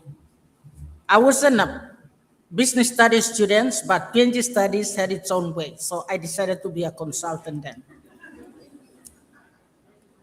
This role broadened my understanding of public sector reforms, financial management systems, stakeholder engagement, and capacity building. It demonstrated that when you possess strong foundational values and a willingness to learn, your skills can be transferable across different industries.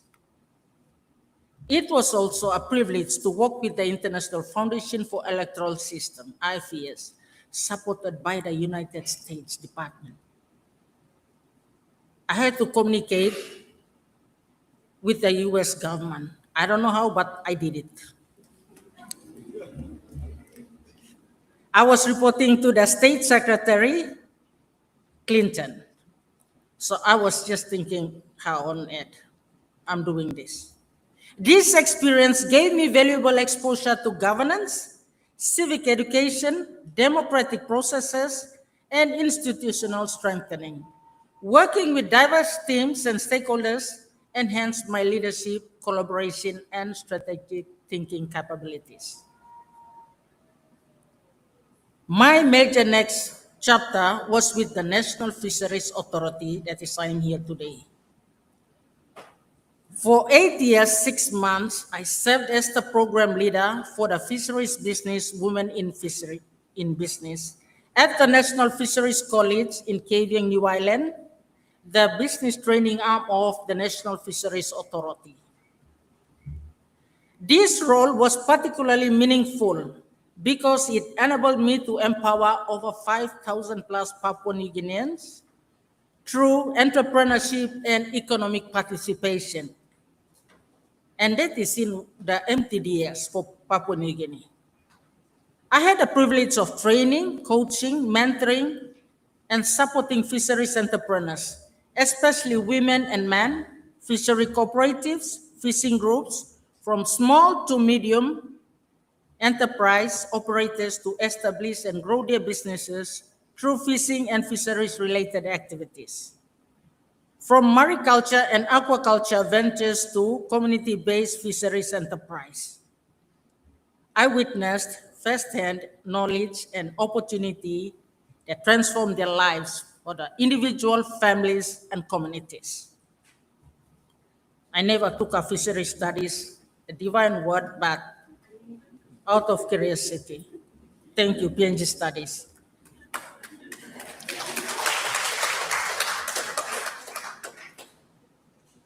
Seeing that we were touching the lives of the community, know about business fisheries, KBF program under the tripartite partner arrangement between Medium Enterprise Corporations, MEC, National Department of Education, the TVET sector, and National Fisheries Authority was established to provide fisheries content, skills, and knowledge in TVET schools.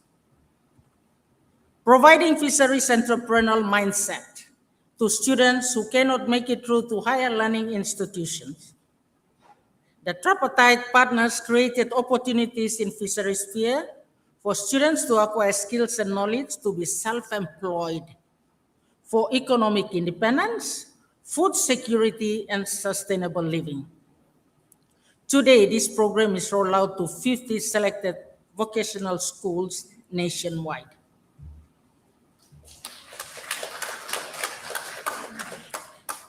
The M&E program will be rolled out by Monday. I should be out doing that, and then we report back and we could roll it out to the next 50 schools. The experience reinforced my belief that true leadership is about creating opportunities for others to succeed.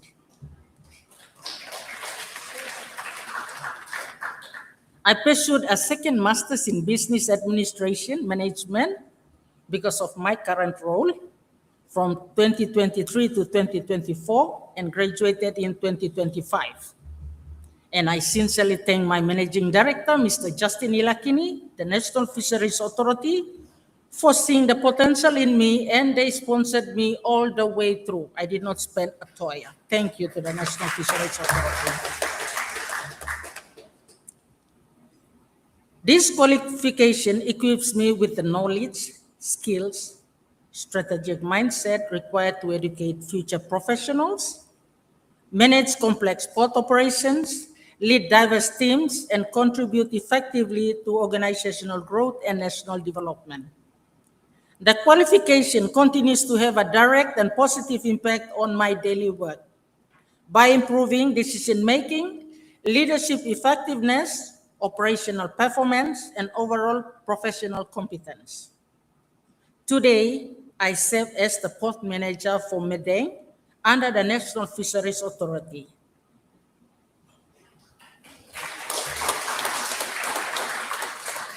In this role, I contribute to the management and development of one of the Papua New Guinea's key economic sector. Every day, I draw upon the leadership skills, knowledge, discipline, resilience, and values that were first nurtured during my years at Divine Word University. Thank you. Looking back, I realized that none of these achievements happened by chance. They're the result of continuous learning, perseverance, hard work, and a willingness to embrace change. Most importantly, they were built upon the foundation that this university provided.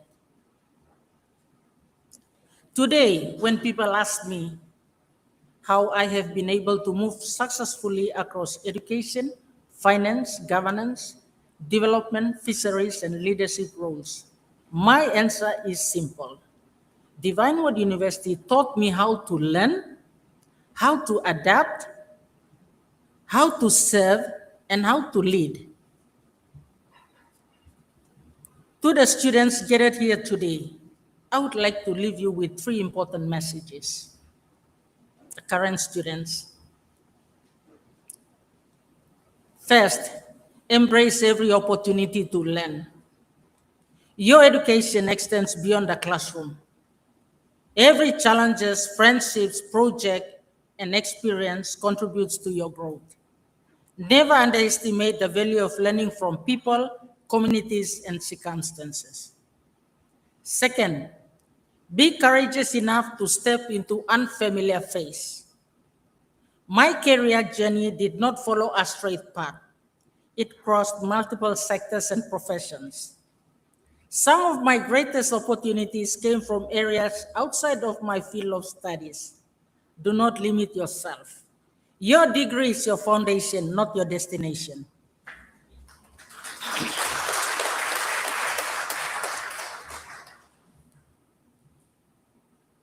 Third, lead with integrity and humility. Let's not ask for more. Do what you can. Titles may change, positions may come and go, but your character will always be your greatest asset.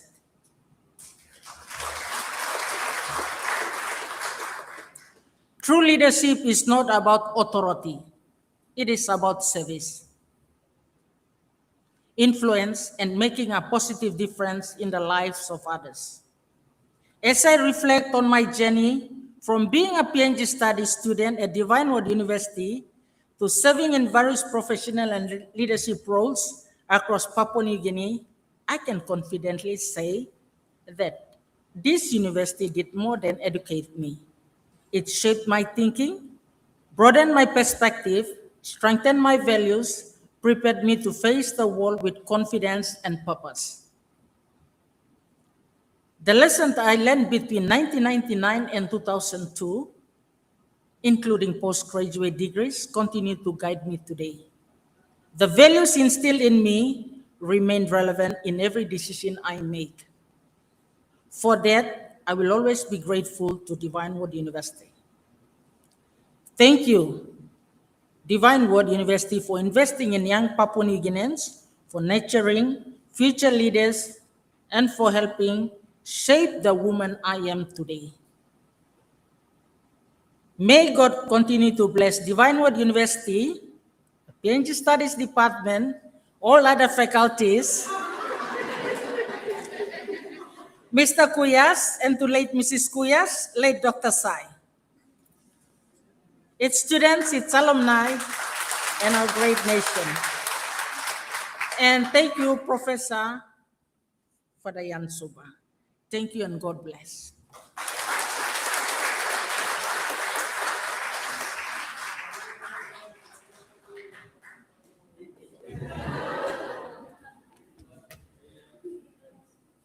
Thank you, Mala. Let's give him sorry, not Mala. I'm all right. Jimmy, give me a naplahan. I've been calling her since I was a kid, so it comes easily to me. Just an announcement for our alumni executives. You are requested to meet at the AJ Hall. So alumni executives, please, if you are with us, there's a meeting for you at the AJ Hall. So if you could make your way there. Now, please join me in welcoming 2026 Distinguished Alumni of the Year awardee, Ms. Rhonda Hoemani.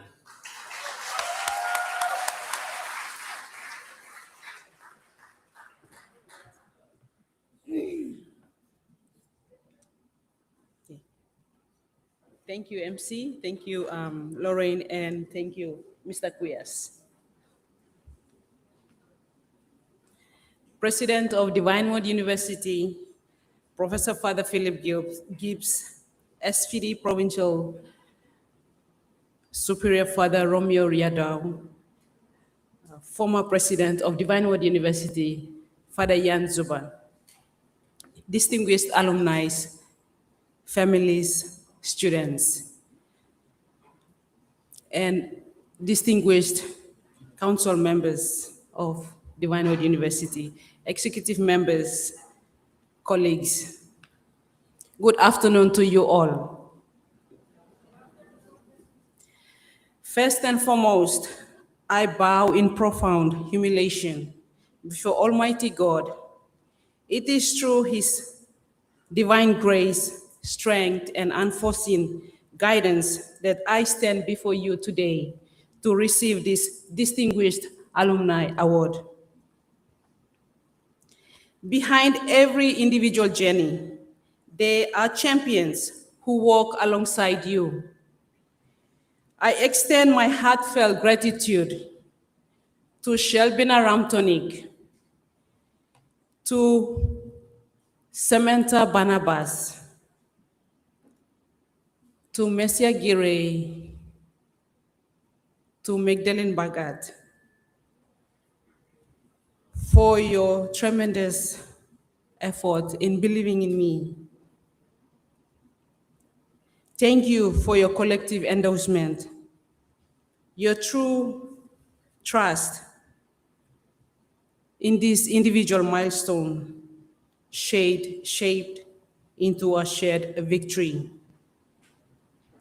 Equally, I express my sincere appreciation to our professional leaders, Papua New Guinea Physiotherapy Association President, Mr. Paul Now, former head of department, Dr. Kati Keyan, PNG Olympic Committee Chief Executive Physiotherapist, Mr. Matthew Natush, and all our officer in charge and clinical supervisors across our provincial health authorities.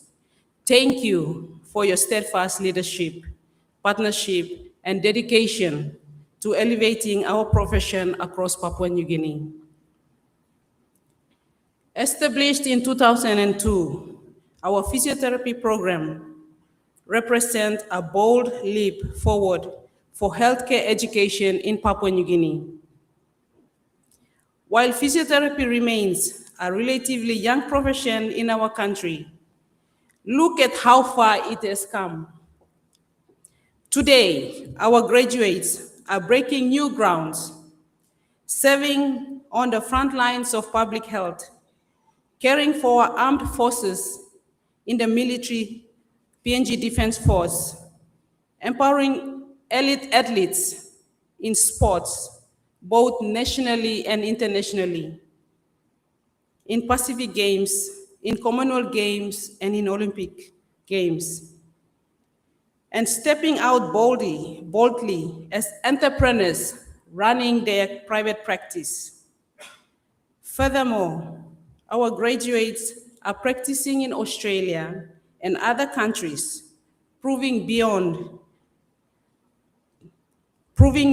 doubt that education forged right here at Divine Word University is internationally recognized, and that Papua New Guineans can excel both at home and abroad.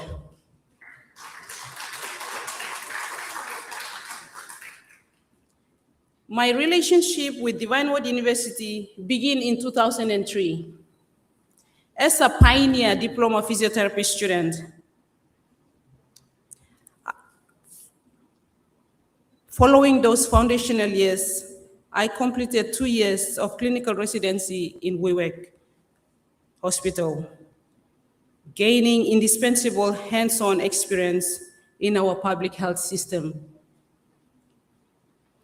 Deepening that bond, DWU welcomed me back in 2008 as a teaching fellow. Balancing both sides of the lecture hall, I had the unique privilege of teaching undergraduate students while working towards my own degree, graduating with a Bachelor of Physiotherapy in 2010.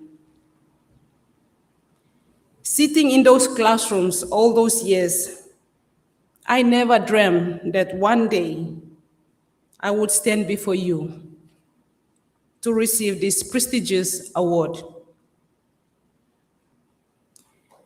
DWU did not simply educate me, it invested in my potential and gave me the courage to dream big.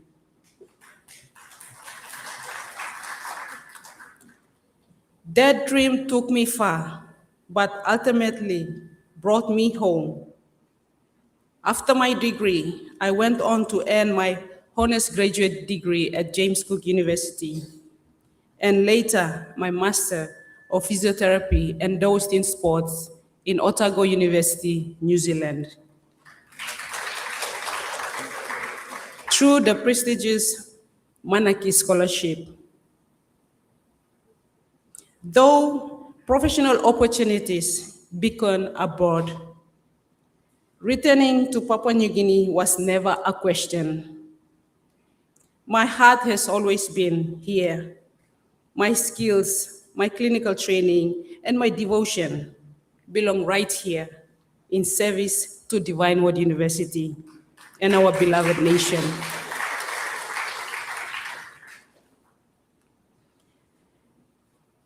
We have never overcome the profound significance of where we stand today.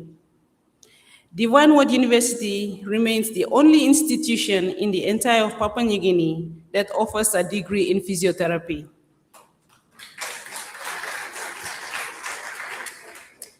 Consider the weight of the responsibility.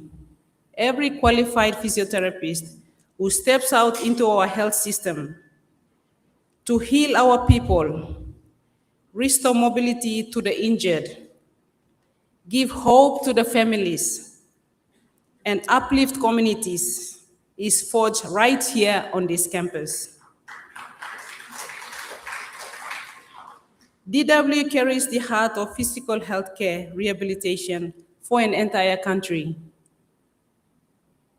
Having served as an academic here for 16 years and now stepping into my 17 years, to carry the torch has been the greatest privilege of my life.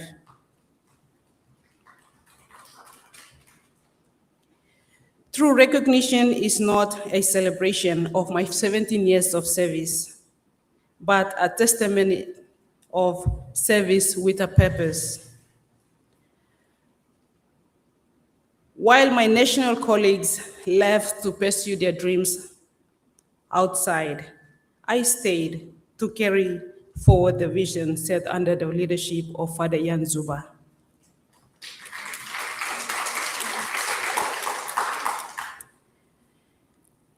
In 2020, when I was entrusted to lead the Department of Rehabilitation Sciences as the head of department, the full magnitude of that responsibility rested on my shoulders. Stepping into that role, I carried a historic honor, becoming the first national and the first female to head a physiotherapy department and training school in our country.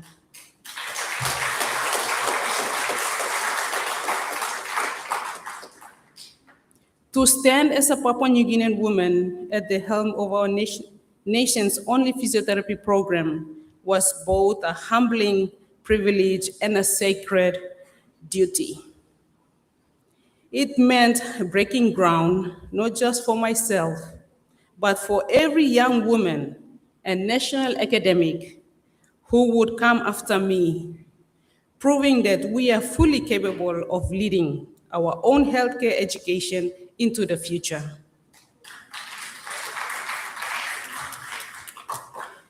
It was truly trial by fire, marked by immense hardship, high expectations, and a steep learning curve, managing student needs, leading staff, navigating administrative, and teaching all at once was deeply exhausting.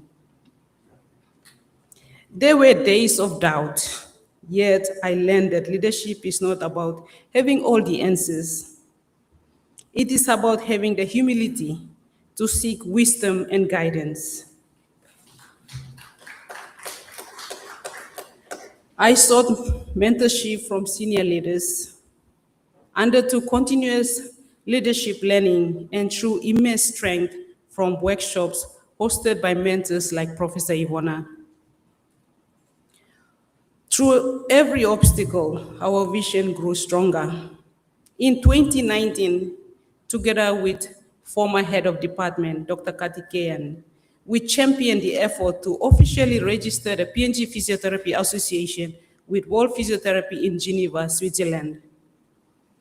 For the first time, Papua New Guinea physiotherapy gained a recognition, respected voice on the global healthcare stage.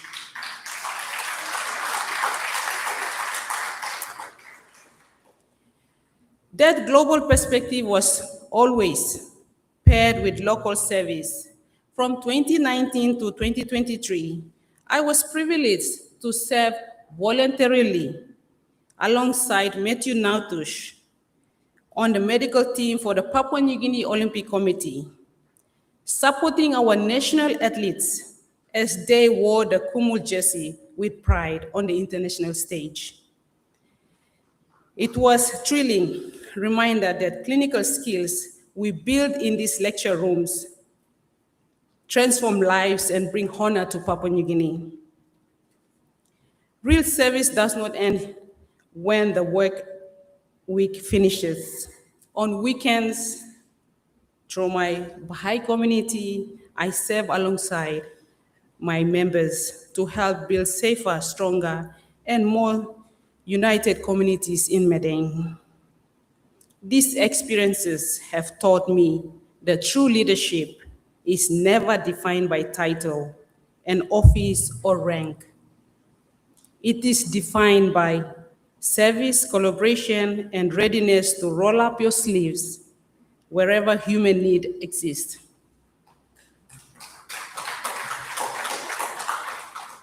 When we serve with a purpose, God gives us the strength to accomplish more than ever we thought possible. To my current and former students, you are my ultimate reward. I hope my journey proves to you that true excellence does not come from chasing praise or status. It comes from serving faithfully, embracing the hard work, and lifting others as you climb.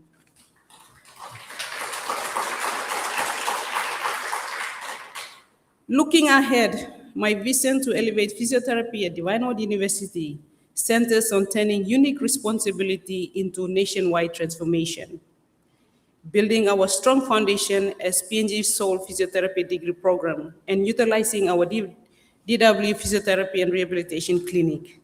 My goal is to spearhead postgraduate specialized clinical training, advanced specialized patient care, and expand internationally with research collaboration through our global affiliations. I would like to make a call to our alumni, to my fellow distinguished alumni sitting here today. Look around this room.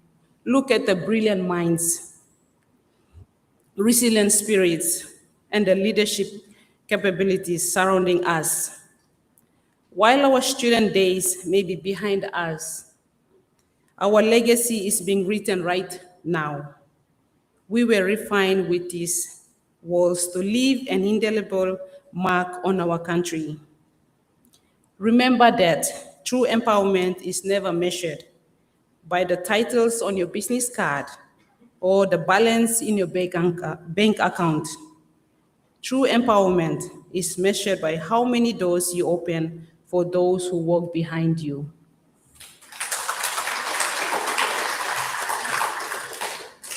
As Saint Pope John Paul II beautifully urged us, and I quote, "Do not be satisfied with mediocrity.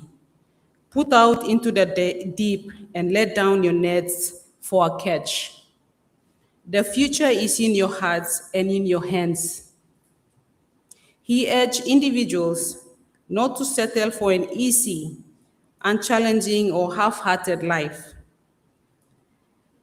He encouraged us to take risks, having deep faith and stepping out of one's comfort zone, and reminds us that our choices and actions shape the world of tomorrow. So as we live here today, I challenge you, do not sit on your potentials. Take the fire, the resilience, and the values forged within this university and unleash them on the world. Be the innovators, be the mentors, and the nation builders of Papua New Guinea. I would also like to say a tribute to the founders of Divine Word University. As I stand before you today, not just as an academic or an awardee, but simply as Rhonda, my heart overflows with emotions. I look across this room and see sons and daughters of this land who walk through these gates with nothing more than hope and left equipped to heal, lead, and build our nation. We owe an eternal debt of gratitude to Divine Word University as we celebrate 30 remarkable years of offering tertiary education.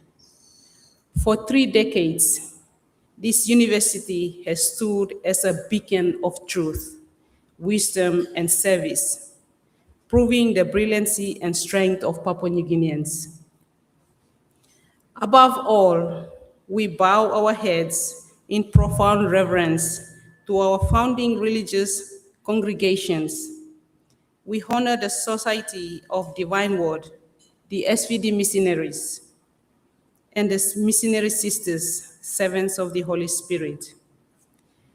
We pay homage to the Catholic Church, SVD priests and brothers, and the Holy Spirit sisters who left their homes, crossed vast oceans, and sacrificed their lives in selfless service to establish this sanctuary of learning.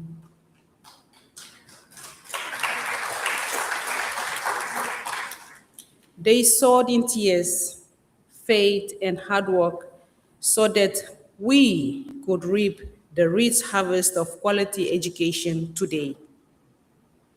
Their holy legacies live on in every transformed life, every degree awarded, and every community healed across Papua New Guinea.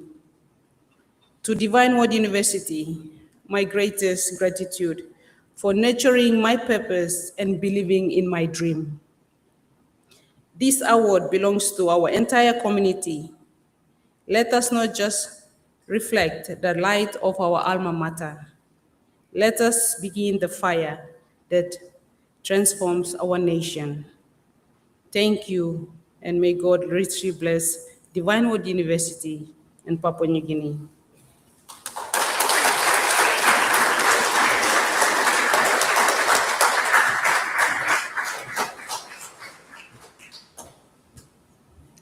I know at this time the lunch has already kicked in, but we are here to celebrate each other, so let's give her another big round of applause.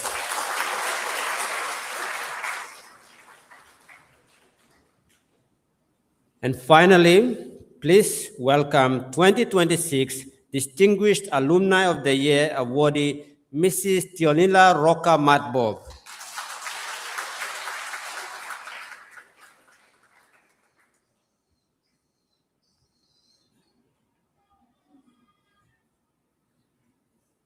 Tampara kamo no okutuna.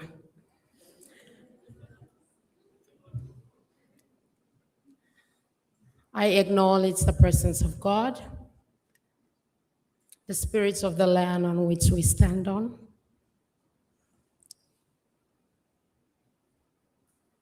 the guardians of the land, past, present, and the unborn, and the Catholic missionaries who took over the land to build this amazing institution that has given us this golden opportunity to build ourselves, to know ourselves, and be able to appreciate who we are in order to understand how we can engage and make impact in our own life, in those around us, and the neighbors or the unborn generation.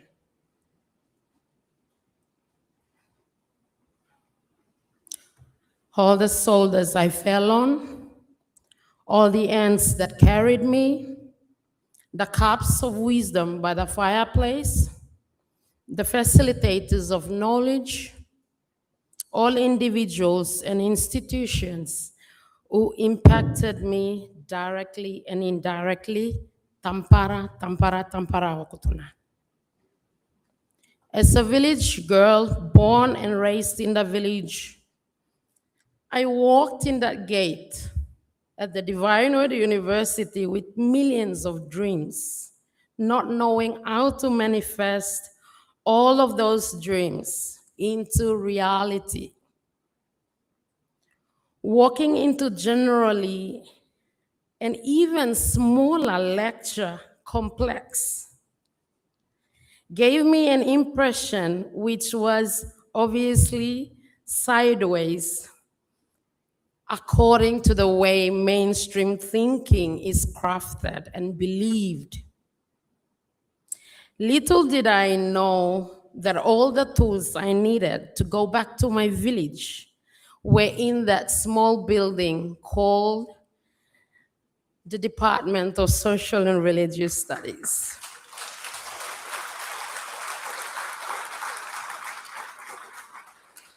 That department, the craft, the layering, the programming is designed and was designed, and I believe it is still the same, for kids like us who were born in the village, who grow up with so many dreams, to pack ourselves a bit and pieces of little bits of what we would need to go back to the village and build systems and structures that would impact those around us, because Melanesia is a very inclusive economy. As a proud Melanesian daughter, I believe that we're born wealthy with land, environment, our culture, and each of us. That is wealth in itself that really needs to be redefined and be able to know who we are in this ever-changing world that we're living in. These are industries yet to be untapped in our country and the greater Pacific. And for most of us, we were commissioned in this building to go out and serve our communities on behalf of this university. I carried my cross here in 2013 before I graduated in 2014. Ladies and gentlemen, distinguished guests, I am truly honored to be walking back through the gate as one of the alumni awardee for 2026. Tampara. This recognition means a lot for me, for the longer road still ahead of me and ahead of us. Why?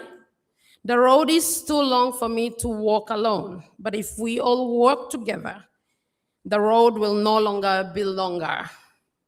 So let us all do it together and see each other as the bits of the puzzle that can shine for Melanesia and this beautiful country. While I accept this award, I have 4 simple asks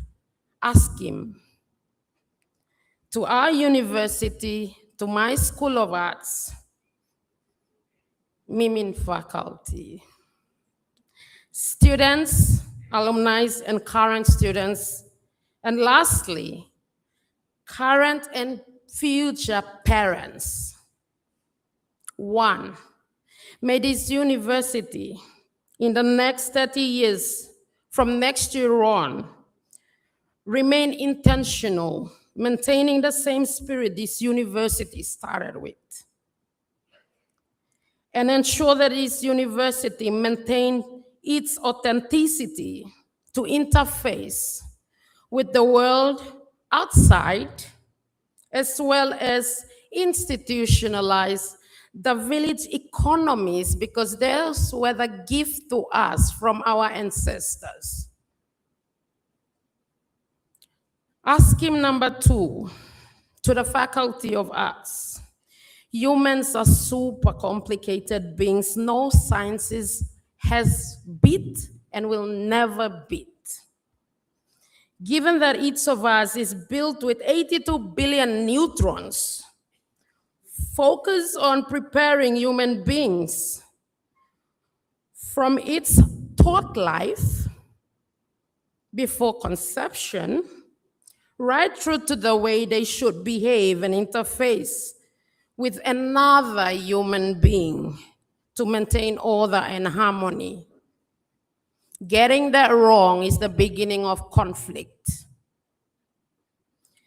3, not many of our sciences give us pre-packaged handbook, Blongobek long place, and develop, systemize, and economize our inclusive economies called our villages. Let's find balance between the left-hand economy, or the economy that we enter the conventional education system and build as an identity around us, and at the same time not living our right-hand economy which we inherited from our ancestors. Last, pay attention to parenting. Parenting makes or breaks the future. Be present to develop child's interpersonal awareness. The longest journey is not getting on the plane in Port Moresby and going to Los Angeles. No. The longest journey is reconciling the mind with the heart, and vice versa. Let's train our children that the heart of communication and communicating consciously is not just a biological development, but an intelligence. Ensure that our children are kinesthetically sound, that they are not all thoughts, but action as well. Train our children by leaving the example that money and material wealth is not the genesis of crafting freedom, but the end of hard work. Let's mentor our children to also practice better ways to present their image, their surnames, their families to the neighbors, so that we can live in love, harmony, and order.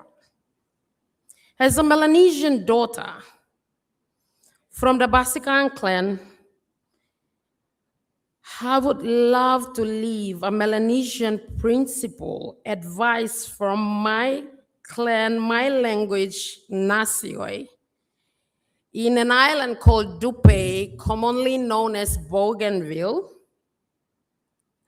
for each of us to build vertically. We can build upwards, enter the structures, get going, but let's impact horizontally. Let's impact across. Let's use the power of divine word that is alive in us to impact change individually and in our families and our world, so that we create a bigger legacy from this one today and a bigger vision that will radiate the divine word far and wide. Let us all remind ourselves today that we're pieces of a puzzle that will stand on the hill as the gospel reaffirmed today on the 30th anniversary, and again reminded us, let us do this together. Tampara, tampara okutuna.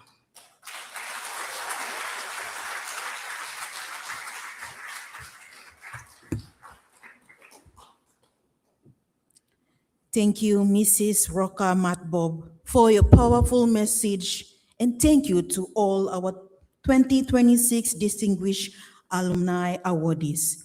Your stories are the living legacy of this university.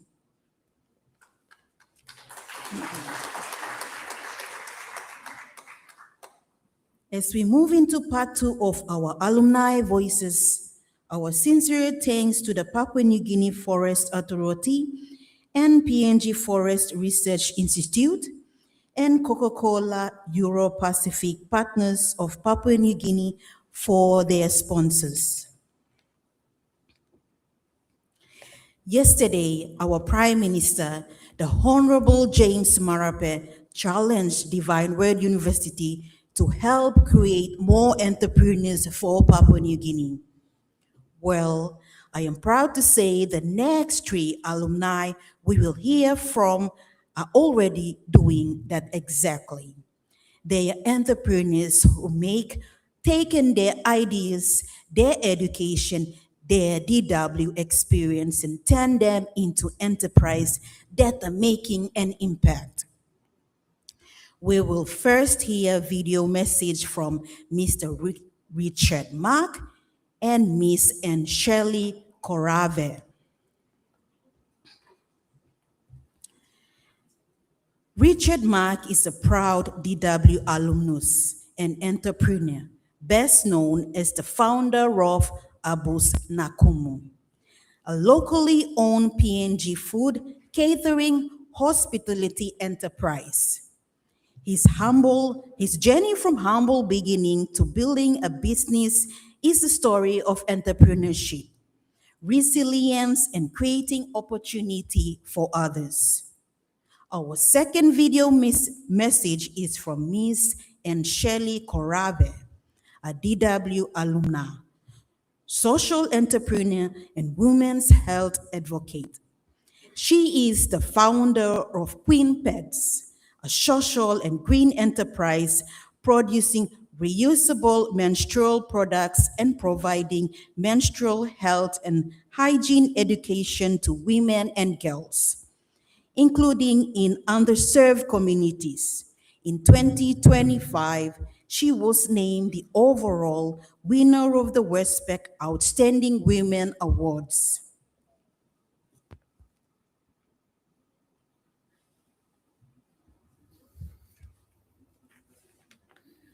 Hello, Olga. Richard Mark.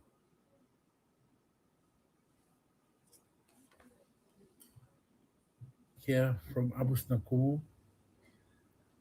Thank you for joining us as we celebrate this important occasion. Alex controlling the. To mark the 30th anniversary of Divine Word University,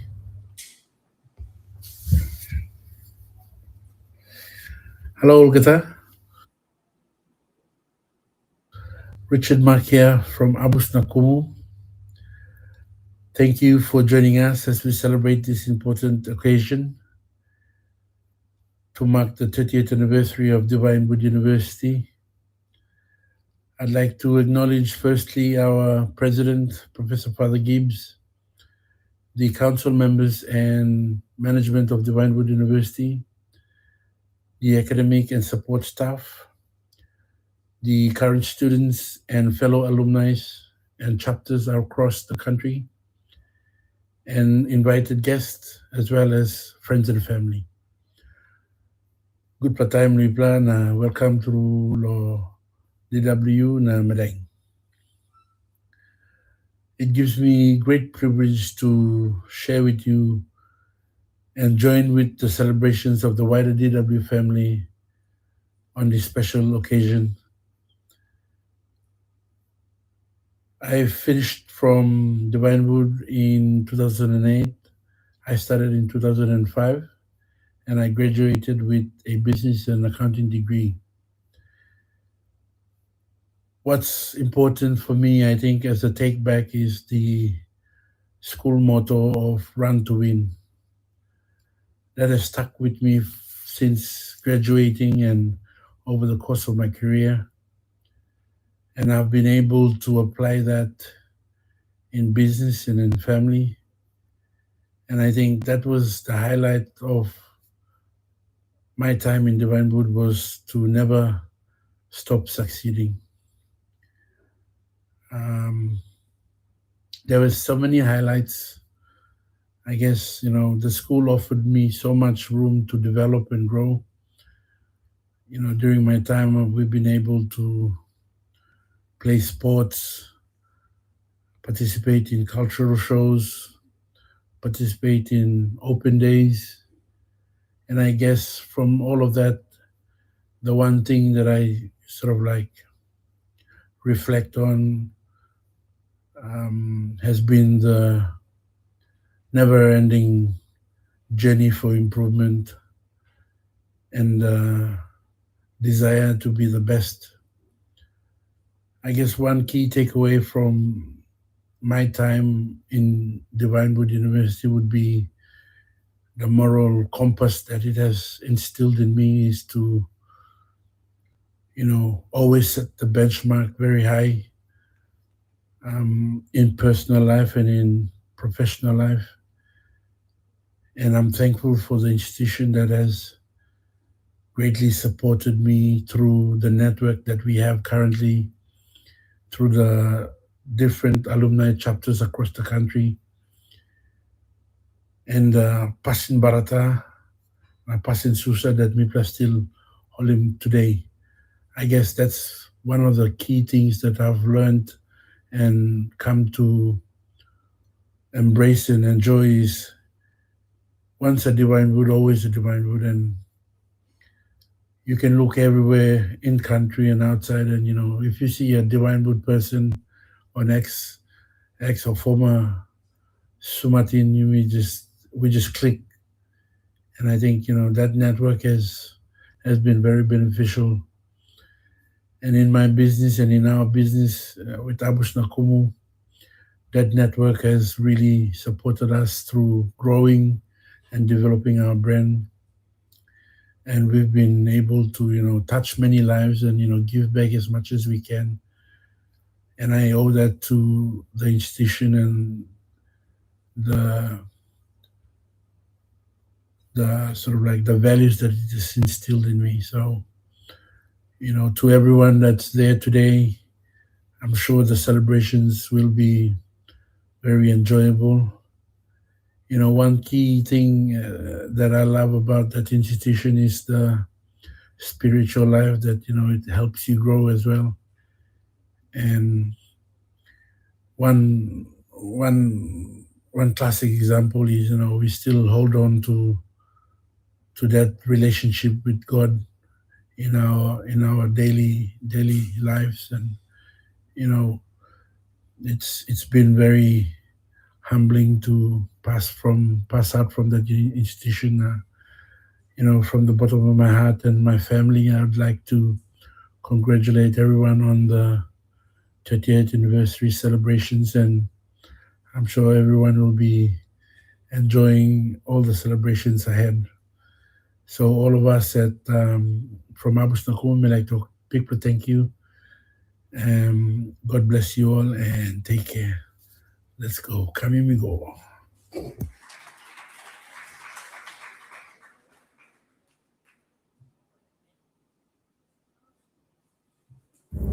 Warm greetings to the Divine Word University community, staff, current students, and the proud DWU Alumni Network.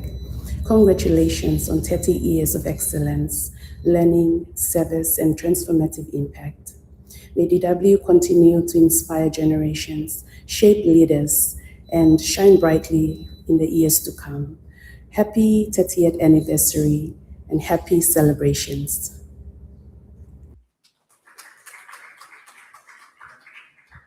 These are video messages, but they are watching with us live over Facebook. So thank you to both Richard and Shelley for those inspirational messages. Let's give them a round of applause.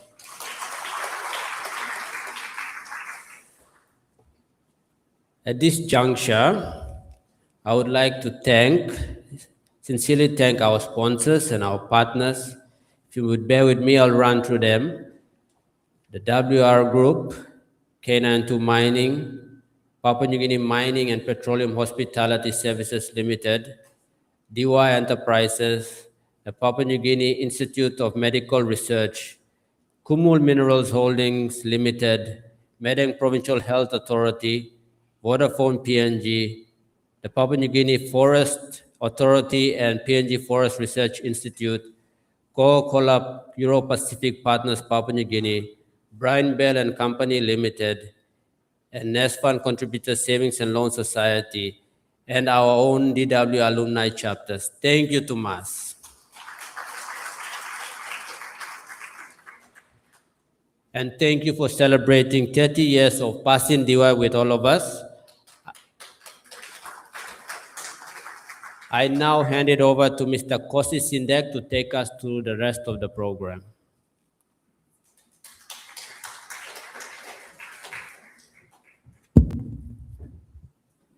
Thank you, Franco and Lori. Distinguished alumni awardees of 2026, academic administrative staff, students, dearest alumni, and our online viewers, you are acknowledged and thank you for following through to this part of the program.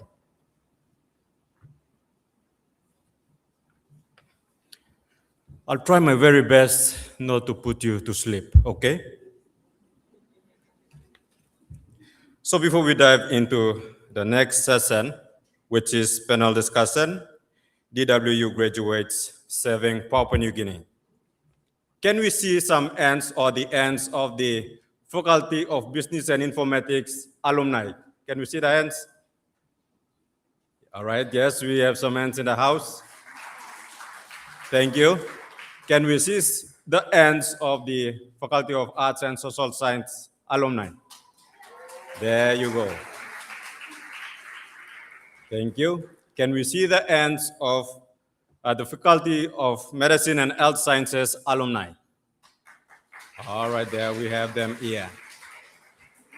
And can we see the ends of the Faculty of Education alumni? Do we have any alumni of FED here? Oh, well, they are in that class, that's right.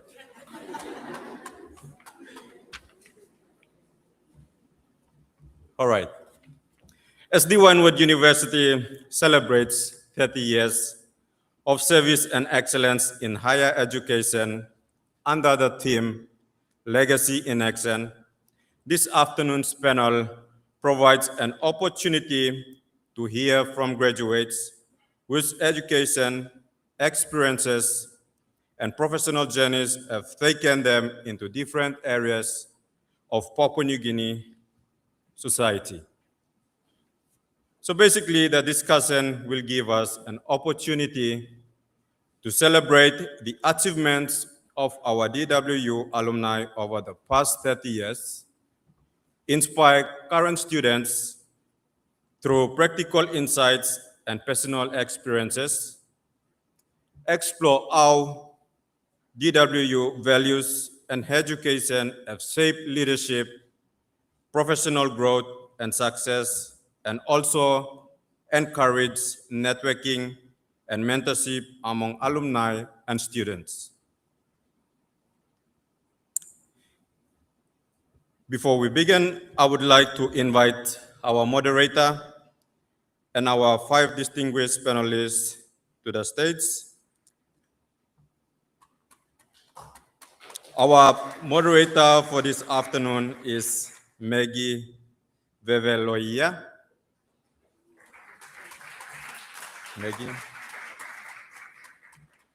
Maggie will guide our conversation this afternoon and help us explore what it means for DWU graduates to contribute to the future of Papua New Guinea. Please join me in welcoming our first panelist, Ms. Melissa Sindiwan.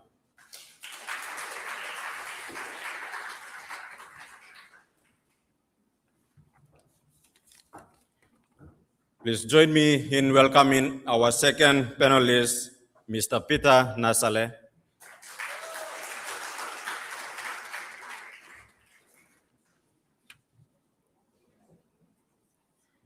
Our third panelist, Ms. Shelley Kiagi Moiga.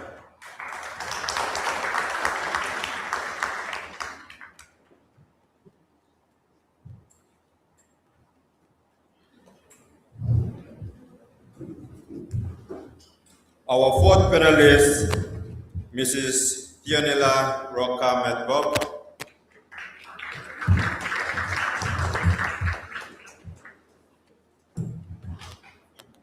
Yes. And our fifth panelist is Mr. McKinley Kayo. Please give them a round of applause.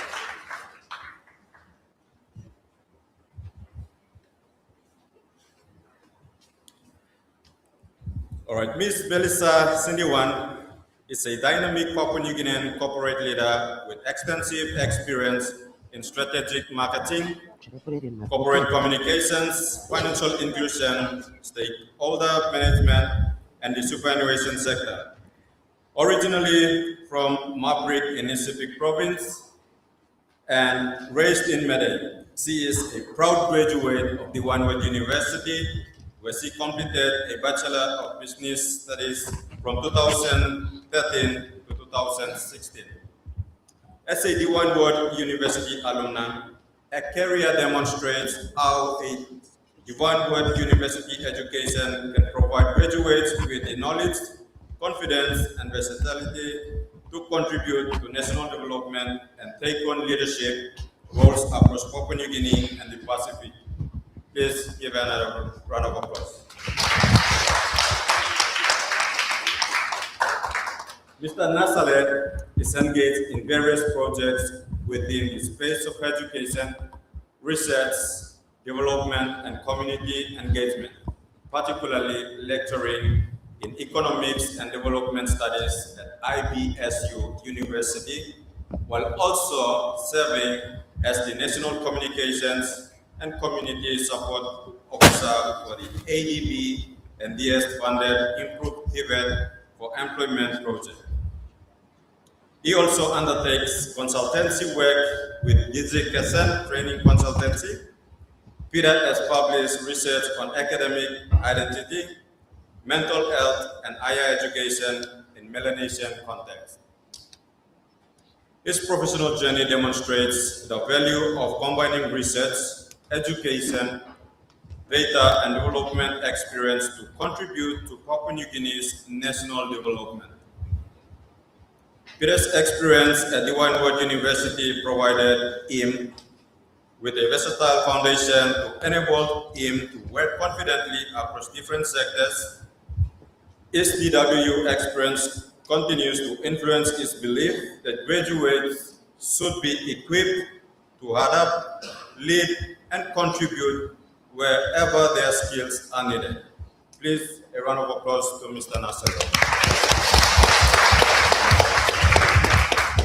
Michelle Kiagi Moiga is a dedicated Papua New Guinean professional with more than a decade of experience in finance, administration, disability advocacy, and program coordination. Shelley has served in a range of leadership and professional roles and program coordination.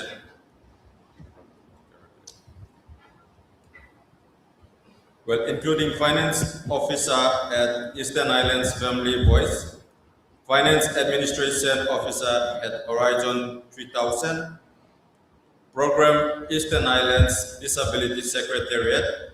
Sally is a fellow of the PNG Advisory Capacity Development Exchange Fellowship Program, a partnership between CBM Advisory Group and the Australian Government's Australia's Awards Program in Papua New Guinea.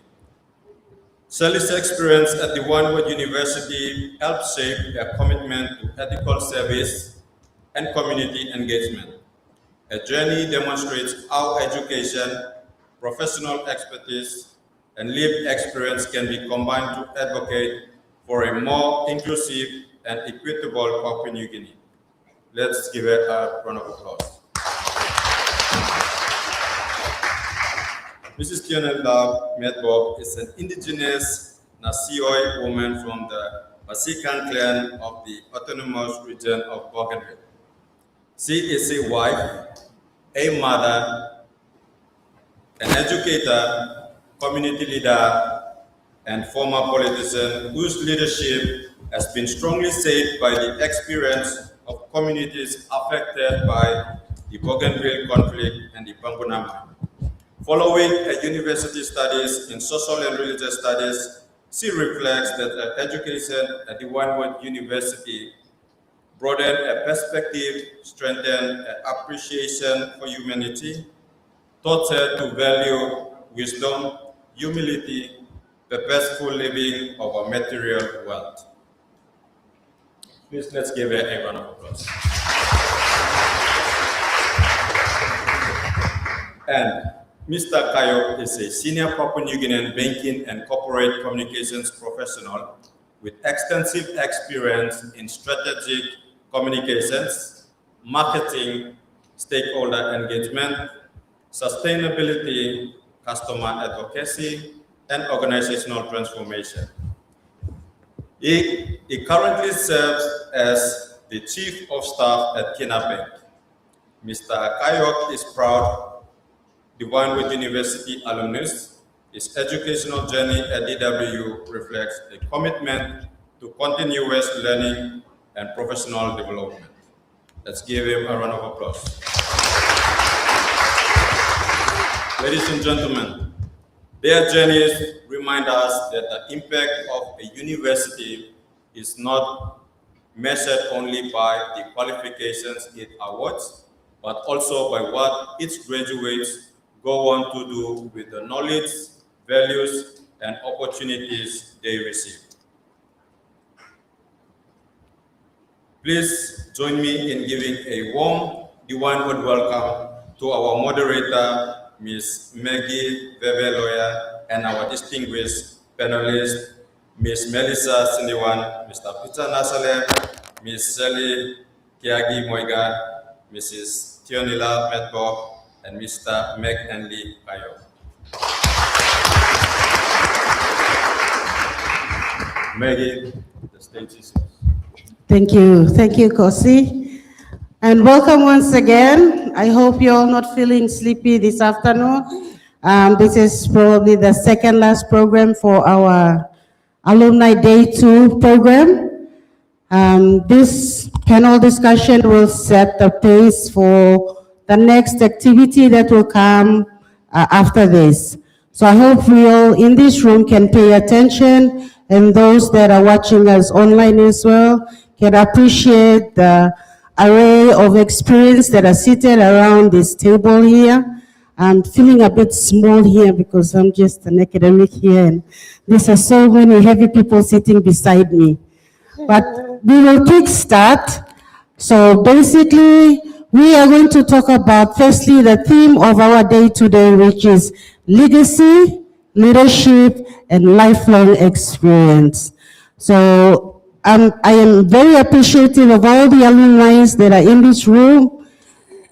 We could give you the chance to speak today, but we can only limit ourselves to this because of time. And for the students that are here, I want you to open your ears, open your hearts, and take in the inspirational stories and messages that will be coming up from this panel. So to begin with, I'd like to bring to us a question that's going to take us into our discussion. Firstly, to Mr. McKinley Kayop. He is the Chief of Staff for Kina Bank. It's a simple question that we normally ask in a lecture room. What does legacy mean to you? Firstly, I'd like to thank Divinewood University for inviting us for this to join in the celebrations. I finished from Divinewood in 2007, graduating with a diploma in communication arts. Since 2007, 21 years after, and this year I finished my Master of Business Administration at the Port Moresby campus. And I'm so privileged to be part of the celebrations today. I'm also so very honored to be amongst the other panelists here. I think for me, sitting down and observing since the morning, I was thinking we would get bored, but I think the discussions and the programs were really enlightening. Legacy for me would be, and before I came here this morning, I had to visit my staff at the Kinabank branch in town. I've visited all the branches in Papua New Guinea, but not Medeng. So when I was given the opportunity to come to Medeng, I thought I should call into the branch and say hi to the staff there. I spoke a bit, and I think the message that I left with them quite resonated with the theme that we are celebrating for this celebration today. Legacy for me would be, what is your why? Why do you wake up in the morning? What is it that you want to leave behind for people to remember you? And I think a couple of years ago, when I sat in one of the sessions in the University of Papua New Guinea, and I listened to a young guy who stood in front and said, the best way for someone to, or for people to remember you is when you are alive, you should write your own condolence message. What would you like people to talk about you at your funeral? And that really stuck with me. Because when we are alive on this planet Earth, we have to do things that will not only improve our lives, but also the people that we interact with.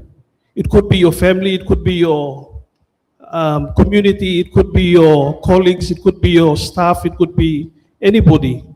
So legacy would, for me, would be, what is your why? And what do you want people to remember you for when you leave this earth? Thank you. Very interesting anecdote there. Write your own condolence message. Shirley, from your perspective and in alignment with your profession, how would you define legacy?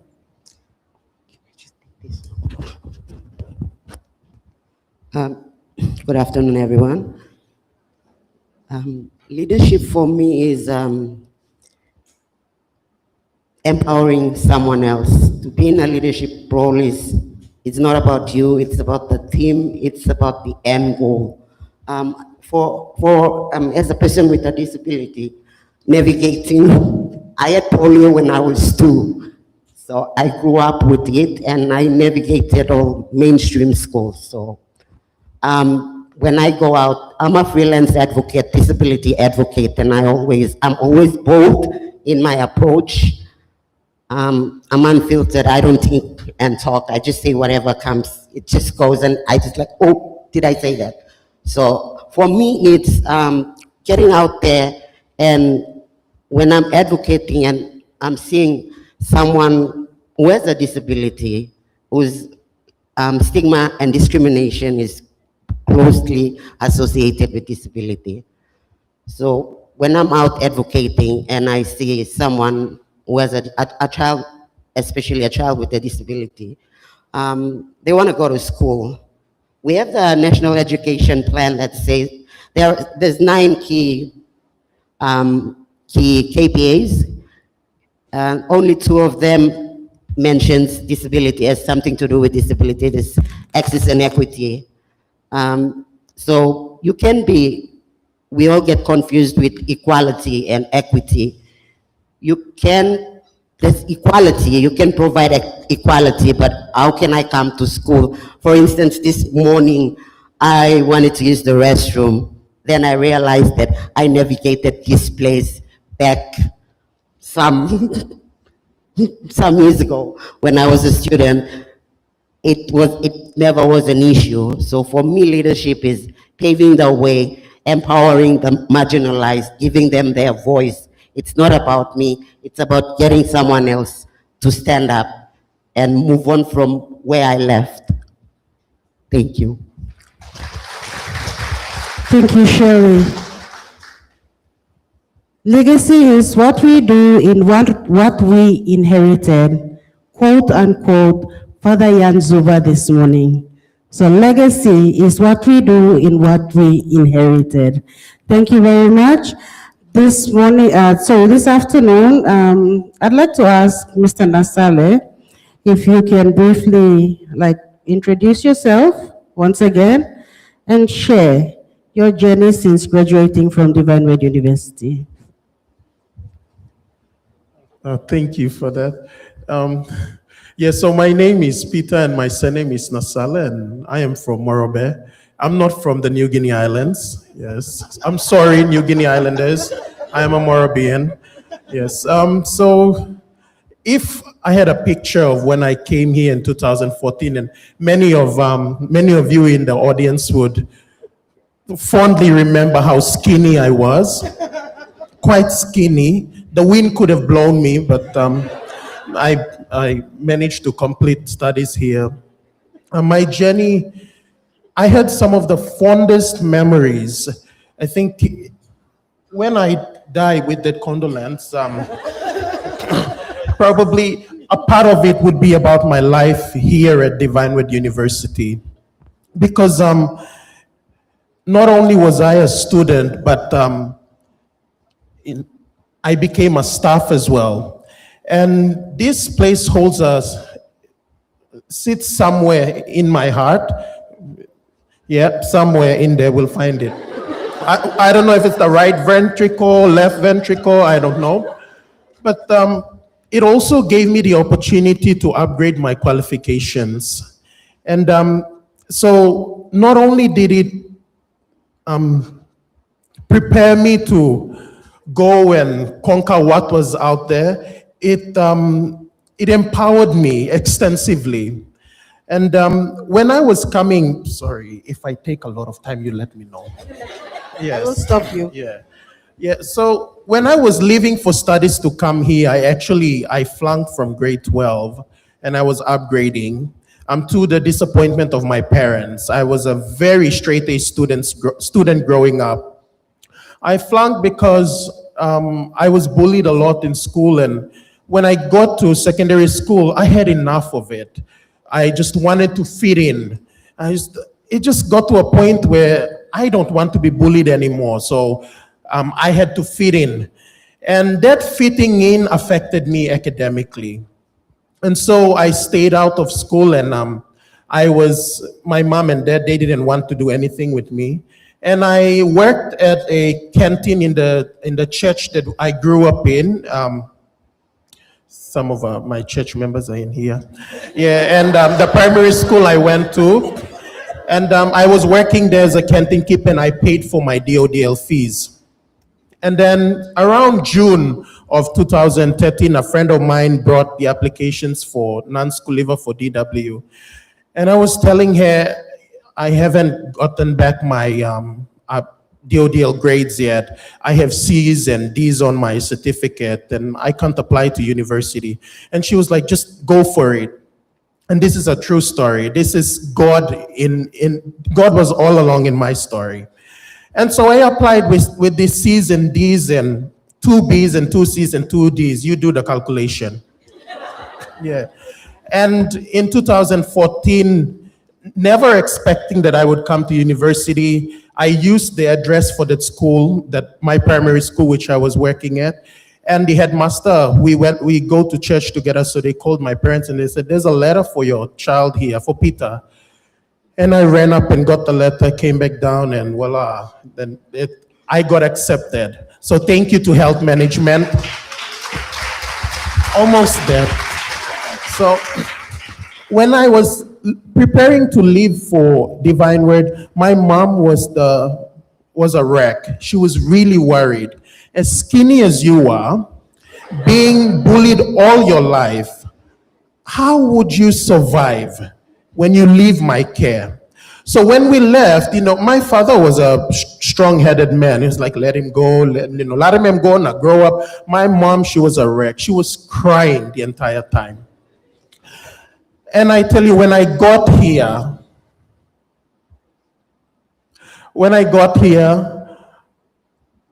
it was nothing like what my mom expected. I came to a community that embraced me in all my glory. It embraced me. From the tip of my head to the soles of my feet, it embraced me. So my journey here is, and I always love coming back here because this is home away from home. And yeah, so that's just in a nutshell what this place has been for me. And yeah, that's how my journey started. Thank you, Peter. That was a wonderful reflection. Yes, let's give him a round of applause.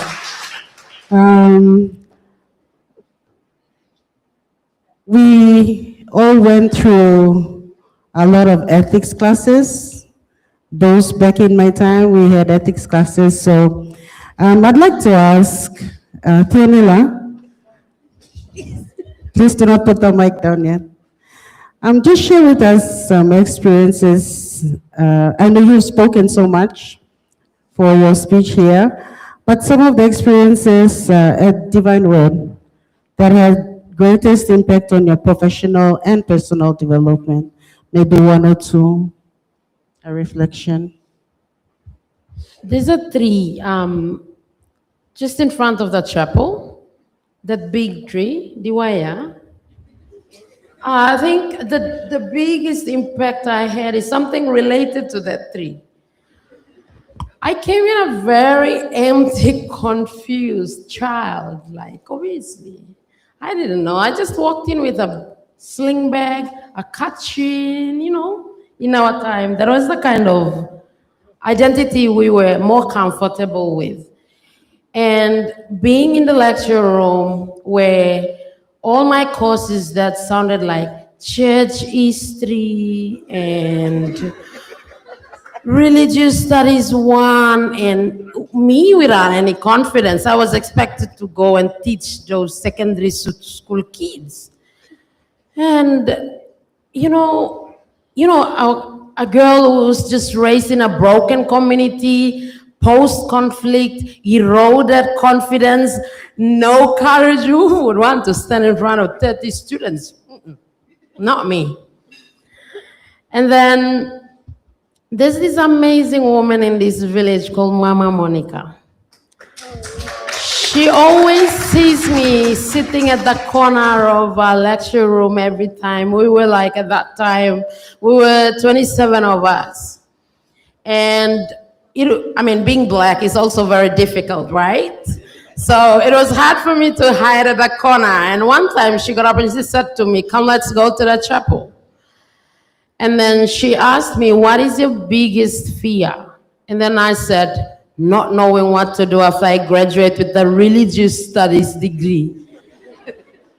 And she looked at me and she said, "There is power in underestimation." And she asked me to just use my imagination and uproot the tribe. She told me to uproot it and turn it upside down. And she told me, when everyone's seeing the leaves, the branches, and the canopy of the tree, you try to understand the roots. I think that's the deepest. Thank you. That was a wonderful. I hope you caught that.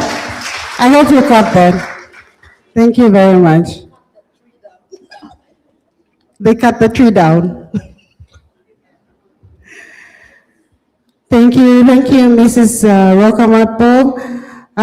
We'd like to also, apart from all the achievements that we alumni have succeeded in life with, we also face challenges.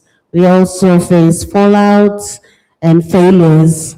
So my question to any of you panelists here, maybe Melisha, you would like to speak to us, maybe some challenges that you faced starting off, or yes, just to share with us challenges that you faced as a young graduate or in your alumni journey.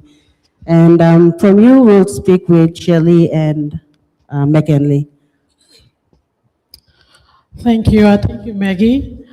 I think for me, after graduating from Divine Word, or even before graduating from Divine Word, when it comes to the time of looking for job and employment, that was one of the very challenging time. and also a defining moment in my career and life also. You know, as a young graduate, you look at your marks and then you look at the real world. And most of us as graduates, we look at the money side of life, the monetary part of it. We don't really look at the experience and the exposure that we wanted to get or gain in the real world.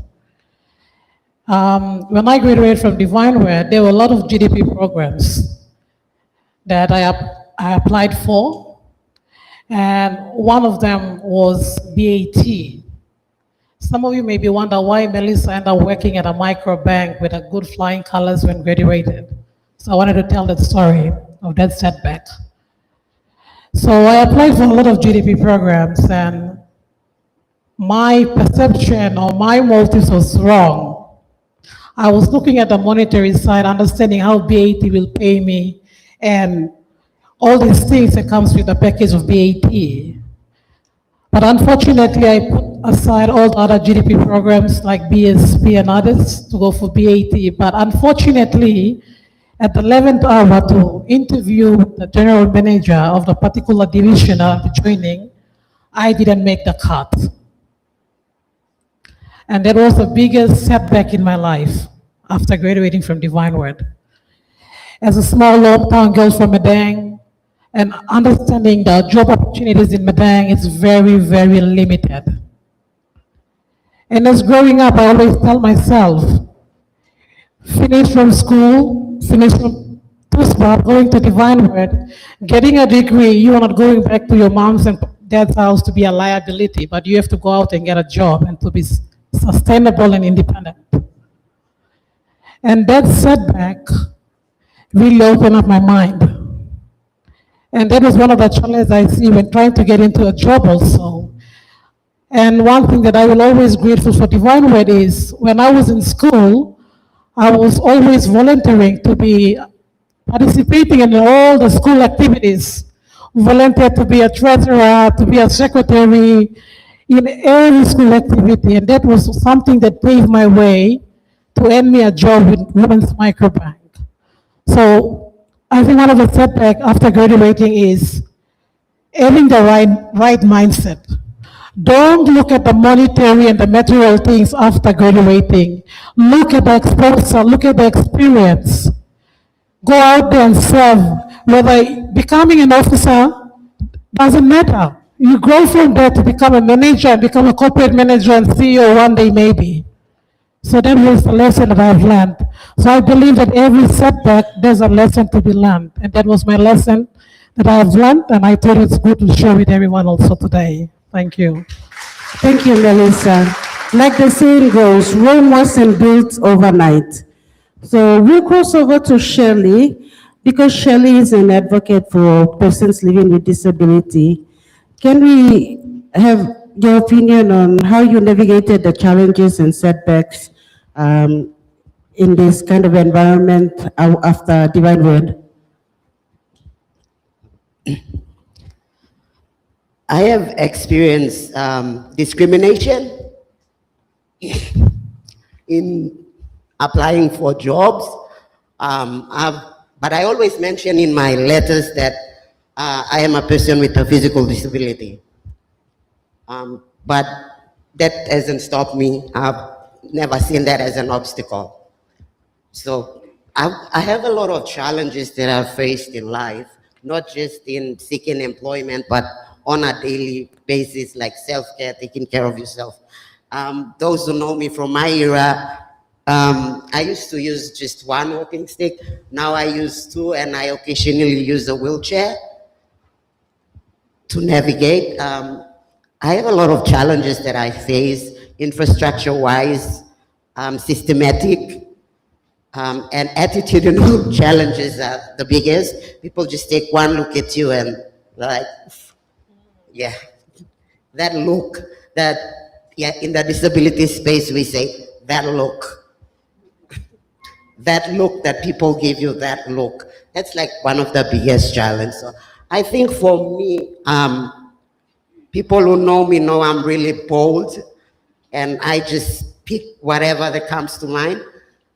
So that's like, I later realized that that was the coping mechanism that I developed as a child, like, so that when I'm in the field, when we're advocating, or when people share their lived experience of discrimination, I think I experienced discrimination when applying for jobs, not growing up and navigating the world. I mean, yeah, the environment.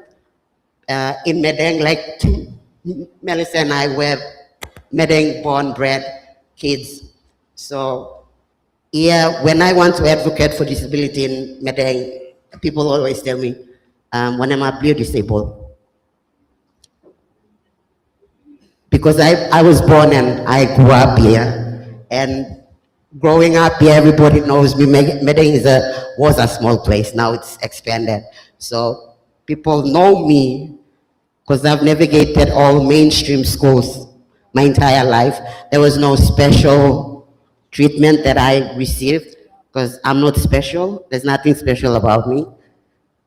So I've never, like I always say, I've never really experienced discrimination, I'd say. Growing up, I had a really supportive family, a supportive community, which now currently I'm also I'm the disability rep on the World Development Council. So there's a lot of challenges, but you just learn to deal with it. So that's how I have my bold and frank attitude where I'm always straightforward. I don't care your ranking, your position. I'll tell you straightforward. I'm a disability advocate, and I will tell you straight. If you say person living with disability, I'll tell you straight up. Disability is not a disease that you can cure. It is part of me. I don't live with it. It is part of my identity. I am a person with a disability. I do not live with a disability. So those are challenges that we face, like educating people on the right language, on accessibility, not just infrastructure, like services, getting services, or coming in here. There's more to accessibility than people think building an infrastructure. What about the communication, the information that you give out? Is it accessible? So there are a lot of challenges that we face when I'm doing advocacy. So I did a bachelor's in business management, but when I was working up in Goroka, I came across a community where I never knew there was a disability movement that existed until 2010. So I came across that. Actually, they found me, I didn't find them. So the former governor for Eastern Islands, the late Malcolm Smith Keller, the disability movement in Goroka, they came up to him during a National Disability Day, and they petitioned him to give them a desk within the provincial government. And he challenged them, if you can give me a qualified person with disability, the desk is yours. And I actually applied for a job. I had an interview, and then I went for that interview. And the person who interviewed me called up someone who really impacted my life, is a physiotherapist from Netherlands. So she called him up and she told him, I found someone for you. She said, I'm not going to give you that job that you applied for, but I'm going to introduce you to something else. So she introduced me to to Marcel Poole, who mentored me and then introduced me to the disability movement. And that was where I kind of not really forgot about the financial stuff, but I used that the earlier stages to deliver, like Miss Cindy once said, financial literacy. So I used that to deliver, just teach persons with disability because we know disability is closely associated with illiteracy. So I used my business background to teach them daily cash bookkeeping. Yeah, so they can manage their, they into cash crop farming. So yeah, I did that. So there are a lot of challenges when you're a person with a disability. So maybe one day we could put someone in a wheelchair and then, give you a wheelchair and you try to navigate this environment, try to navigate Divine Red from right at the gate, coming in all the buildings, and find out for yourself. Because I don't know, I've lost count of how many times I've fallen off that BS complex. Thank you, Shirley. Let's all give this remarkable woman a wonderful round of applause. Despite having suffered her disability here, she has been remarkable and persistent, and to have graduated with a bachelor in management, imagine scaling up the business studies building up and down. But she has come this far, and we'd like to commend you for your resilience and your persistence. Thank you, Shirley. I'd like to cross over to Meg. We're just gonna switch it up a bit because we're going up against time. So if you can just give us some leadership lessons that you have learned through your professional experience. And I'd like to commend Shelley for really inspiring testimony that you put there. For me, graduating with the diploma in communications, and I have some of my lecturers who are sitting here. I can see Mr. Medbobi here. I really didn't want to. I think options was that I was the eldest in the family, and I had 5 other siblings that were behind me. So I didn't really continue until getting my degree. I just left after 2 years with the diploma. But I had to find my own way.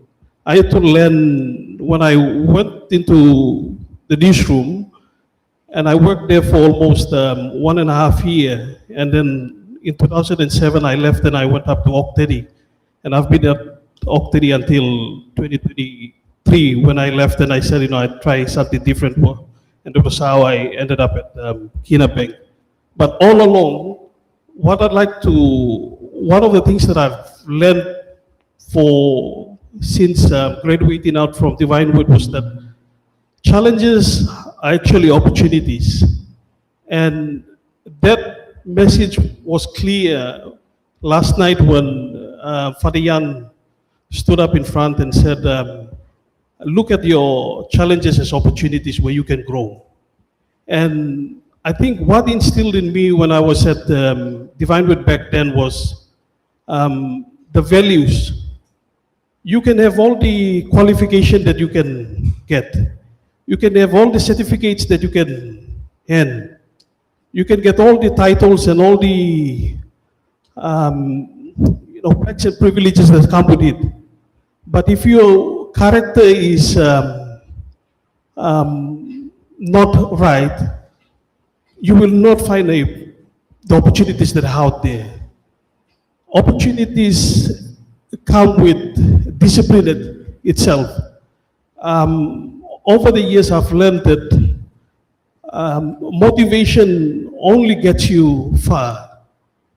Discipline takes you miles. And I've held on to that belief. And I think yesterday when I went to the gala dinner, I bumped into one of my former colleagues and we were having a chat.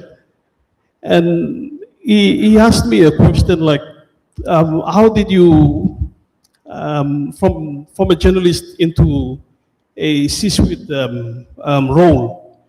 And I said, you just have to find where your path is. You just have to believe in yourself that you can do it. I had to invest in my own education over the years. I didn't wait for the organization to pay for my bachelor's and my master's. I paid it myself because I knew that, if I'm going to wait for someone to do it for me, it will never happen. And I think a lot of I think this message kind of resonates with students at this institution, that you should never wait for anyone. You should chart the future for yourself. You should clear the pathway for where you want to go. And I think the question around challenge is, challenges come with opportunities, opportunities come with responsibilities. And I think when you have the responsibility of looking after someone's asset, if you have the responsibility to look after someone's life, you just have to also empower the person that is impacted by your growth journey. And speaking of growth, I think one of the things that I've learned over the years is that all of us have to have a growth mindset. And the beauty of a person with a growth mindset is that that person will be unstoppable. You know, you will never stop that person. That person will grow. And despite the circumstances, despite the environment, that person will eventually make it there, you know, dependent on what sort of goals or aspirations that person might have. So I think my message to the young graduates that are listening, motivation will take you that far. Discipline will take you miles. And hold on to the values that you have. I think for Divine Word, it's something that I learned, and I asked the question at lunchtime with some of the folks that we were having lunch with at the mess. I said, you know, I asked the question, are we still doing community days at Divine Word? And the answer that I got was that no. And I said, you know, on my first week at Divine Word, I was given a grass knife to cut the swamp behind, I think, the Brothers Hall. And I thought to myself, you know, I just came out from a boarding institution, and you have to wake at 5 o'clock in the morning to cut grass. And, you know, I thought that, you know, if you come to university, you won't do that. And I was really complaining. I got into so much trouble when I was at Divine Word, and Mr. Medbob knows I sort of wrote articles about the institution and everything else. And Father Yan one time pulled me out of the classroom and sort of told me that, you know, you shouldn't be writing articles about it. But I said, you know, I'm only doing that based on what you are teaching me. And that is objective reported. So I think that I got away with it. So but I think the community day for me at Divine Word taught me discipline, taught me character, taught me time management, and those values I've taken it back to, you know, where I am now. So I'd like all of us to look at those situations and those opportunities where the university does teach you about values, ethics, and just be a good person. Just be a good person. Thank you. Thank you. Thank you, McElvey. All right. Yes, some very valuable lessons there when everybody came into the university back in our day. Yes, we were given grass knives and we thought we were still in national high school or we were still in boarding school. Little did we know those grass knives and the long grasses that we cut or had morning service or working bees shaped most of the alumni sitting in this room here. Like Mr. Kayok said, time management, it taught us to be on time, to be productive, and to make use of every opportunity. Thank you, Meg. All right, so we're coming to the last leg of this segment, the panel discussion. And this is just a question I'll probably start from Melissa, and we're gonna go around the room here.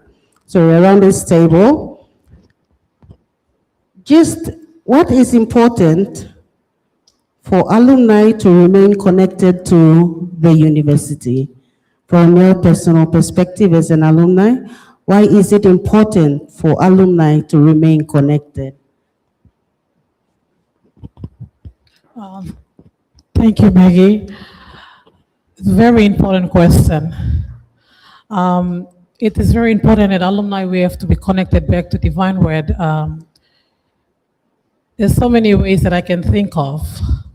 One of the things that stood out for me is, you know, when we graduated from Divine Word, we graduated with no experience, only knowledge. And we took only knowledge with us into the real world. So to come back to Divine Word and connect with Divine Word as an alumni is through sharing our experience with the current students helping to contribute ideas to the university, also in terms of curriculum development. And for me, as someone that's been in the financial industry and driving financial literacy trainings, entrepreneurship development skills training, I feel that reconnecting back with Divine Word and help them to develop some curriculum around in that area will also add value to the young graduates or the students who are still in school. So it's important to connect back to share those experience. If we want to see, if we want to make difference and see impact in the real world in our graduates, we have to develop things based on experience, based on the needs. You know, when I was asked to be part of the panel, I was also looking at when sitting in the interview rooms, trying to interview graduates coming in looking for jobs. And there are a good number of Divine Word students come through our doors for interviews.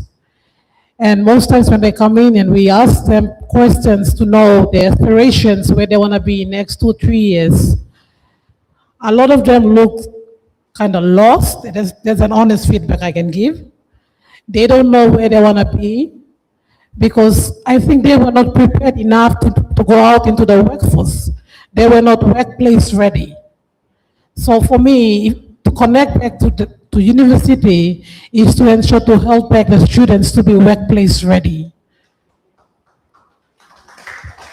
And the other thing also, I was asked, one of the lecturers, he asked me a few days back, he asked, Melisha, you're working for NESFAM, you're doing financial literacy, how can you contribute back to business studies department, helping the business studies students? And I said, I would like to be part of the business studies department to contribute in terms of how to create curriculum, probably review the units so we can have some entrepreneurship skills training inside the curriculum. Teach our students at a very early age about the importance of retirement savings. A lot of us, even before we go into workforce, we don't know about Nest Fund and Number One Super. When we get into the workforce and they said, fill the IRC form, fill the Nest Fund form. No awareness, no nothing, we just put our information down.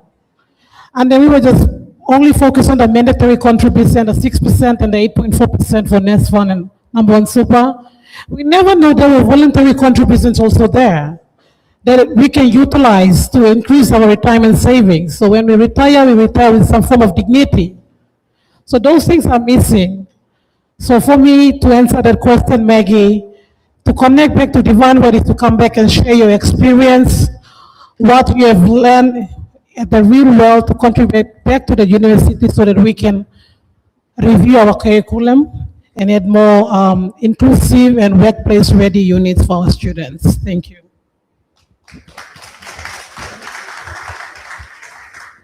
For me, I would say that remaining part of this community is important for 2 reasons. 1, community is identity. And 2, 4 years that we spend here is very much theory-based growth.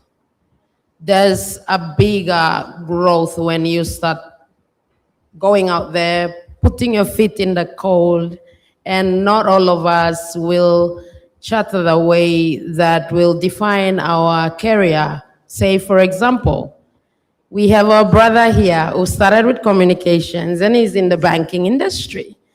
And there's a lot more that we can learn from each other. I think I'm too center, so thank you. Yeah, I think for me, I'll begin by encouraging our current students. Many of the programs that we're studying here, the versatility of this program will allow you to step into anywhere and flourish. Will allow you to step into anywhere and flourish. The programs that you're studying here, they're designed in a way where they empower you to do more and be more. I am in a space now where I'm intersecting between higher education and development. I'm in a space where when people ask me now, where are you now? I find it difficult to answer. And most times I just say I'm freelancing. And that's the beauty of a divine word degree. I feel that I can do anything. Honestly, I feel that. That nothing is never enough for me, that I am never content, that and I get bored very easily. And after I step into something and I complete, I'm like, I need to be continuously challenged. And that is the beauty of getting a DWU degree. You are part of a very unique community. Other universities do not have the relationships that we have. Trust me, I tell you. The alumni don't have the relationships. They do not forge friendships that we have. Mind you, this is the first time I'm meeting Mac. I live in Port Moresby. Now, after we go back to Port Moresby, Mac is now big brother, wherever I see him. And that's the beauty of being a DW alumni. Yeah. It's the beauty of our network. I tell you. So this morning when we were seeing the students, I was just thinking to myself, did it not occur to you that this is Alumni Day? That some very important people and future employers would be here? Because I tell you, this world is now very connected. Very connected. So if you do something that employers don't like, I tell you, you're not hidden. They will pick up the phone and call someone else and call someone else. They'll ask Mac, do you know this person? He's applying to us. That's the student in this particular era. You see how connected we are? But you belong to a very unique community. Yes. Yeah. I tell you, you are blessed. You are blessed to be studying a divine word, and you are blessed to be soon to be an alumni, to be part of a unique community. Thank you. Thank you, Peter. Mac? I think for me, and I think this message is for all of us, and you decide whether you want to take it or leave it. Something that I picked up from Father Jan's speech this morning was that this university has graduated so far 47,000 graduates. You multiply that by an average of 15 years. I think it gives you around a total of over 700,000 years of experience. So if the question that you're asking, how can alumni give back to the university and to the current students, you have an opportunity of 700,000 years of experience there. You just have to look at how you can tap into it. And come with that 700,000 years of experience also comes with thousands of those networks that those individuals hold, and the opportunity that is out there for students that are currently studying. And I didn't want to talk about it, but that was an observation that I also share with my brother here, is you have a lot of people that are here this week. Those people are here, and you might not have that opportunity to meet them and find that road where you want to go down after you leave the institution. So I know the celebrations will end by tomorrow, Cultural Day and all this, but to the current students, just reach out to the alumni that you have now here, because you will never have that opportunity. And the next time that you celebrate the 60 years of Divine Word, it will be 30 years later, and for some of you, it will be very late. So I think my message is quite strong, and I'm delivering that with a lot of purpose, because I've seen opportunities that have come by me and I've not grabbed hold and have gone. But if you are here, if you're in this room, if you're listening out there, whether you're in your dormitory, watching it online, you got a lot of those alumni here for this next couple of days. So you just have to reach out to them to find the opportunities that are out there. Thank you. Thank you, Mac. We'll have the last one from Shelley. I think alumni association with the university, I think the staff is more than 50% alumni. Yeah, so that connectivity is still there. Once a DY, always a DY. And yeah, that we're still the link. So that 4 years molded us. Like you can forget high school. You can forget high school, but you'll never forget your uni experience. Uni days, you won't forget. So in one way or another, your connection to Divine Word will still be there. Whether you're freelancing, you're not attached to any active alumni chapters or whatever, you will still, Divine Word is home, it's close to the heart. It's always a part of you. So, like I had a conversation with one of my niece the other day. She's in grade 12, and she was like, "Oh, mom, I want to go to UOG, but my dad's like, no, go to Divine Word so you're closer. You're close to me." And I was like, "Yeah, I'll agree with your dad." I was like, "Why?" It was like, "Because you're ex-Divine Word." It was like, "No, because of the Divine Word alumni network." So I agree with your dad for you to apply to Divine Word and not UOG, because we're thinking of your future. So yeah, Divine Word thinks about your future. Alumni think about your future. Thank you. Thank you, our distinguished alumni guest here at the panel. We will end our panel discussions here, but I'd like to personally thank each and every one of you for making this time, and to our audience, live audience, and those online, those alumni and guests throughout Papua New Guinea. Thank you for joining us this afternoon for this wonderful talk with our alumni here. I hope you have taken on some messages, very, very vital information from all our alumni here. Thank you, Shirley, McKinley, Peter, Theonila, and Melisha. Thank you so much. You will continue to speak with them in the next segment, which is Meet Your Future. We will be speaking to them. So if you're not satisfied with the discussions here in the panel, please feel free to meet them in the next segment, and also our networking event that is to be in the evening. So with that, I'd like to say thank you very much for your time.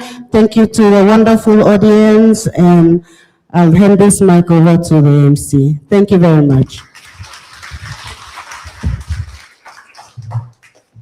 Thank you, Maggie, for moderating this wonderful discussion. And thank you to all our panelists for sharing your experiences, insights, and reflection with us this afternoon. Ladies and gentlemen, once again, let's give another round of applause to our panelists.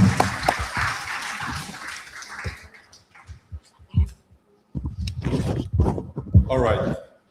This now brings us to the end of our panel discussion. Ladies and gentlemen, I understand that it's been a long day, so I will do my best to wrap this up. However,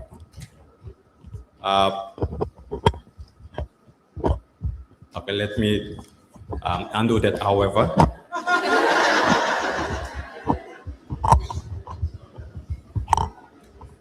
On this note, I'd like to acknowledge the person behind the graphics, layout, and the setup of the wonderful PowerPoint presentation. Please let's give a round of applause to Rawali.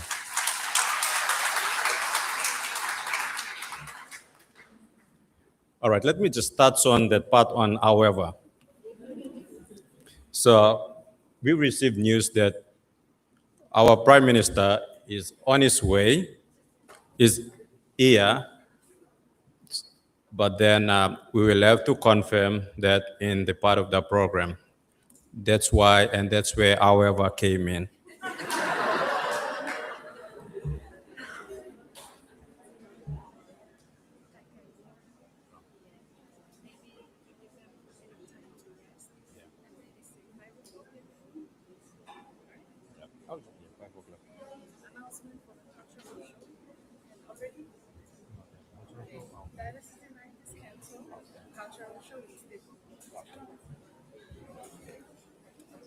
All right, now on to the program for today. So we have 3 segments remaining before the closure of the program for day number 2. The remaining parts. Right after this, we have the physical unveiling of the alumni plaques at the alumni park. And then we have the meet your future alumni. So the departments have invited the alumni to meet with the students in your respective departments. I know you will be tired at time, but please just walk around. If you don't know the venues, kindly seek assistance from our ushers or our wonderful alumni here. You can ask for direction. And right after that, we have the alumni family reunion at the JP Hall at 5. In addition, for tonight's program regarding the diversity night, the program is canceled. However, the cultural show will proceed tomorrow. With that, I ask you all to move down to the alumni park. Thank you.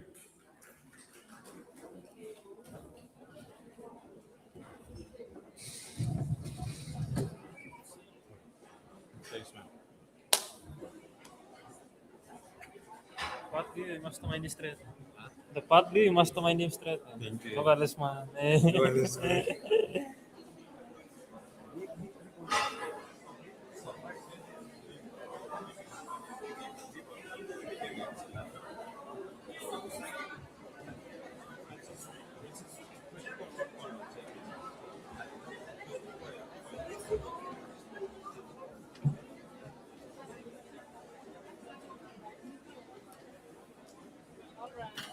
We just host them there.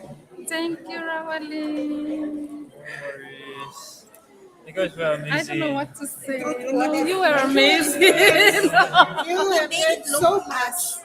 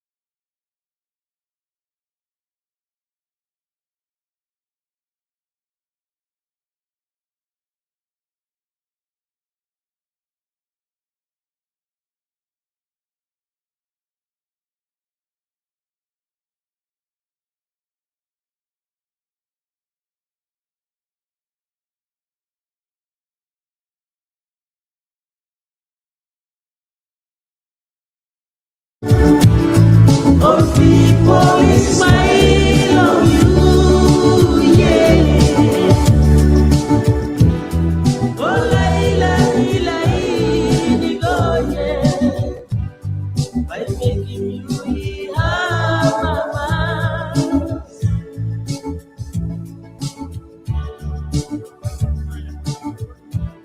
Oh, purpuri laila, all people smile on you, yeah. Oh, Laila, yeah.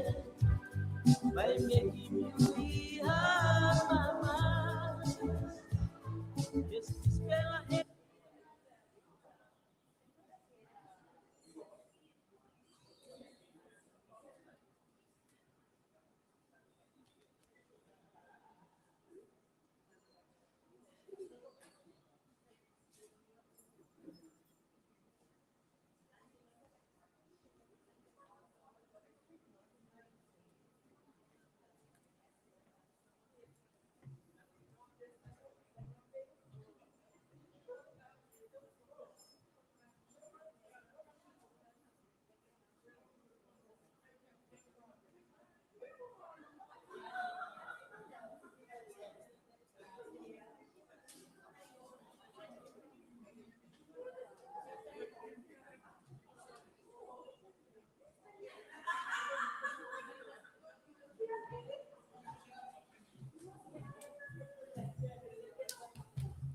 Okay, please. Franco.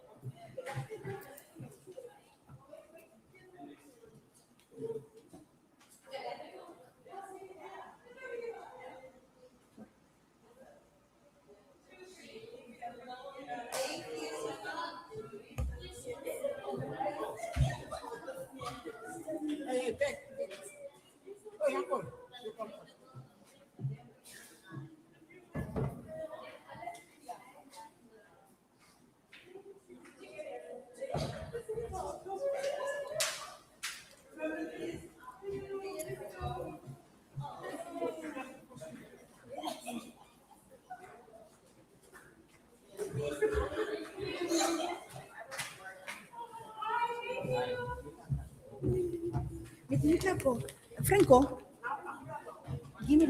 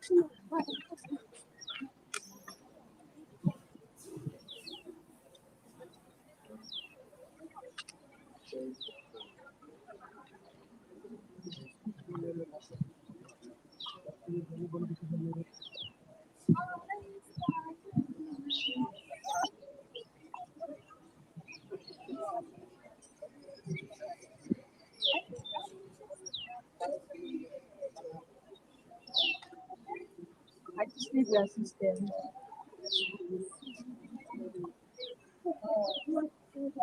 Yes, hold my phone on. Hold on.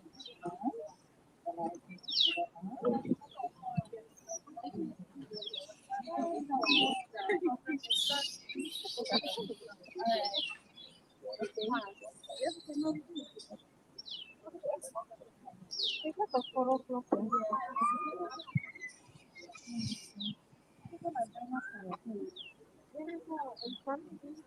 yun. Silent.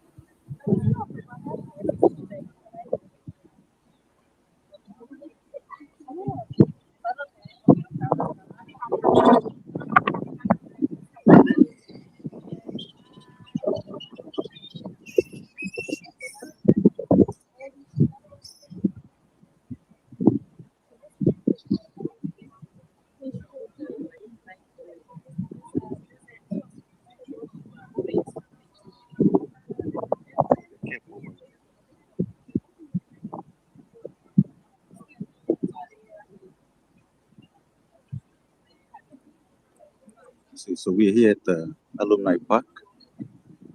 The program will be starting shortly.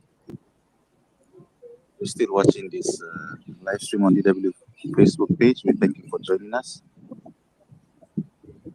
All right, we reached where the Prime Minister is on his way. So, security guards have been informed. Arrived, they will be directed here. So while waiting, you can take pictures with the Recipients. alumni awardees while waiting. And then we'll start our video. Maybe a champion of the for now, you can take pictures.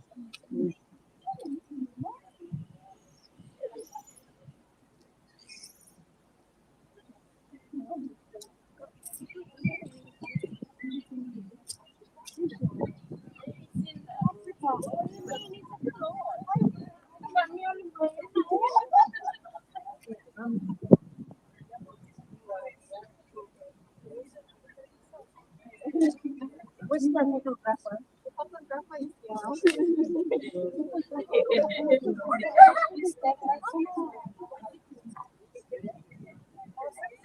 Thank you everyone for joining our live on DWU Facebook page.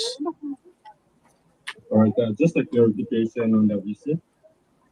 So as you are aware, yesterday the Prime Minister gave his word that he will visit us today. But that visit doesn't have any political intention behind it. So he's just accompanying his wife on the visit as an American.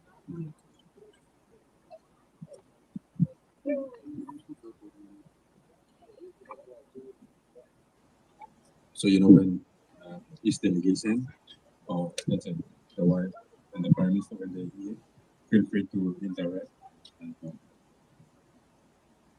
but the part where the governor spoke, probably that was more political, and you know, I know. Let's keep it going. Say hi.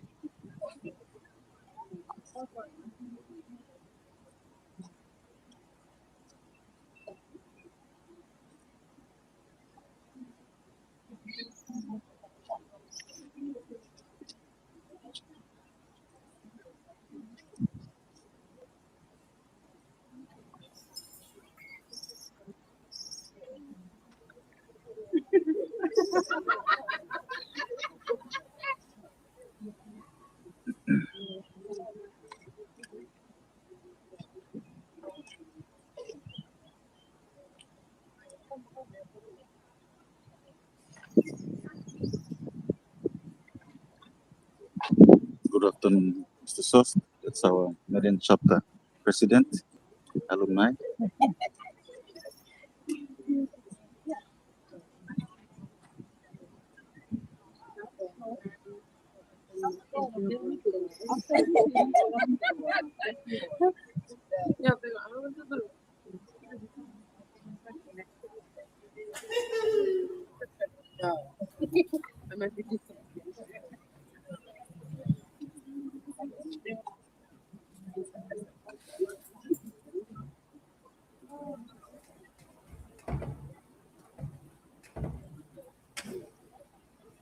Some of you will probably recognize these faces. Thank you for joining the live on our DWU Facebook page. We are at the Alumni Park here, Divine Word.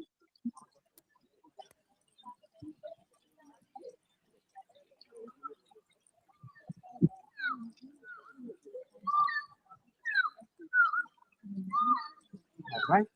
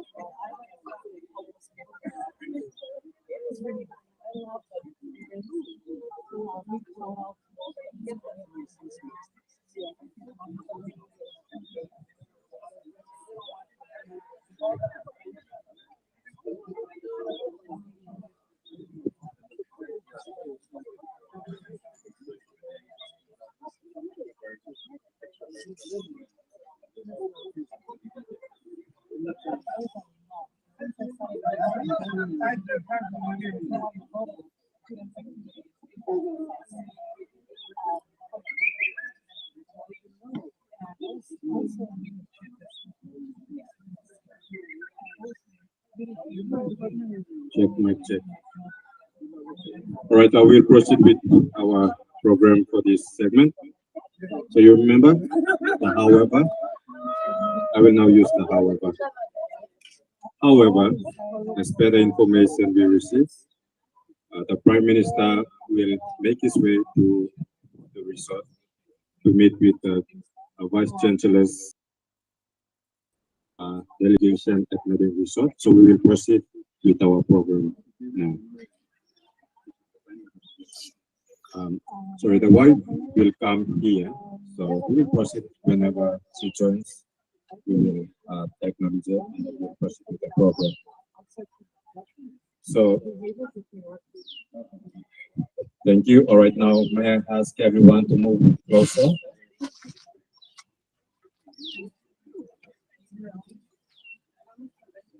Please move closer, not closer to me, but here around the immortal. Yeah.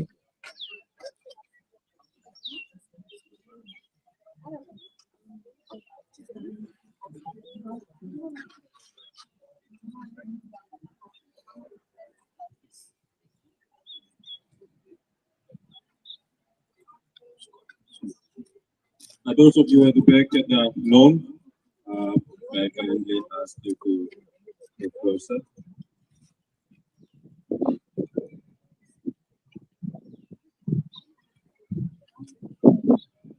It is a formality. I welcome you to the official physical unveiling of the alumni plan.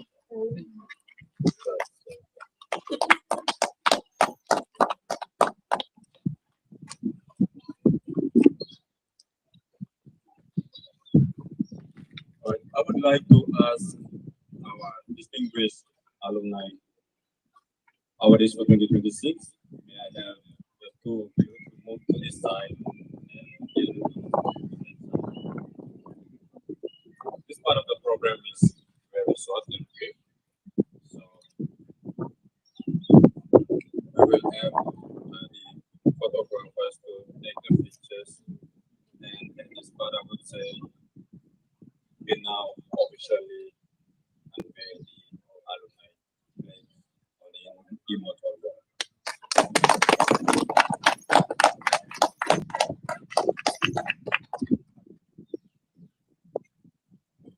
So, as you can see on the wall, it's 500 space on the wall. So, just a brief info on that. And also, as you look to this side, there's an empty space here. Thank you. Another round of applause.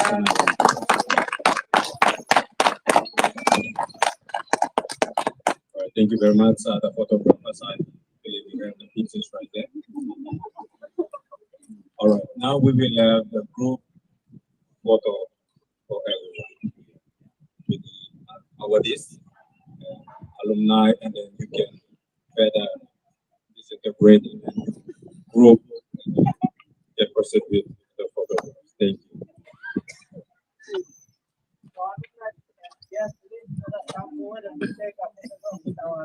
Okay, please move forward to the photograph.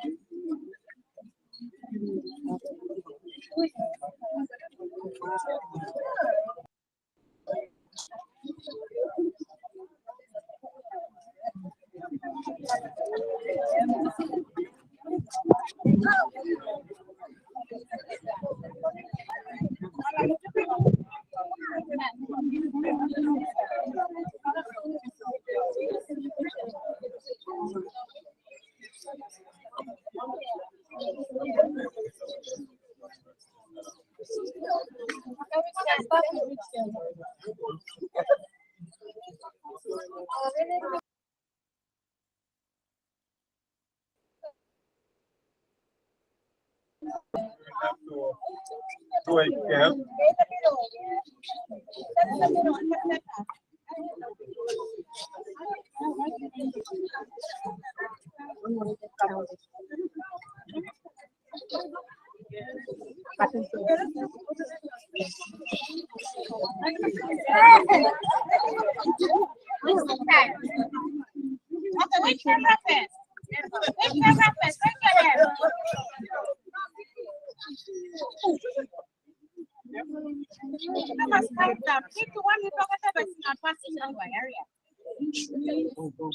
Does everyone look at this one?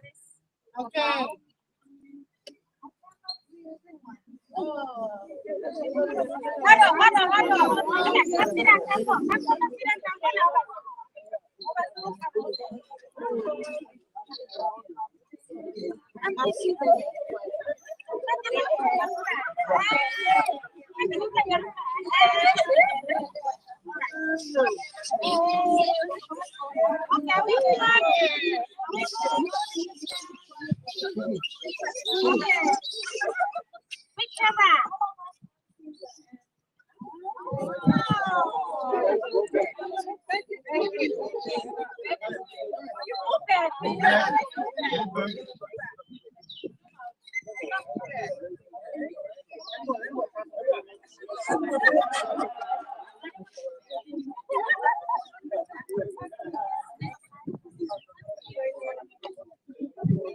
Okay, ready? Which camera first? Okay, guys. 3, 2, 1. Passing the one. 1, 2, 3, go. Passing the one.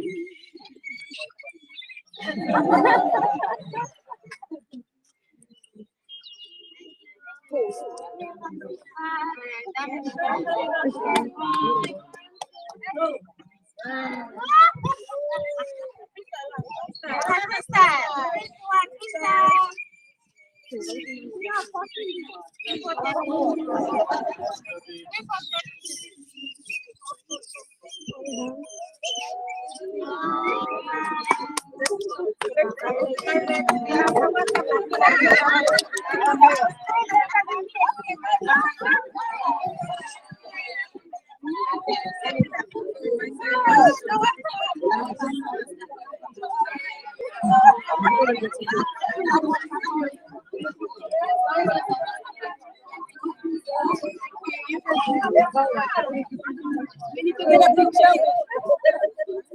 Let's get a picture.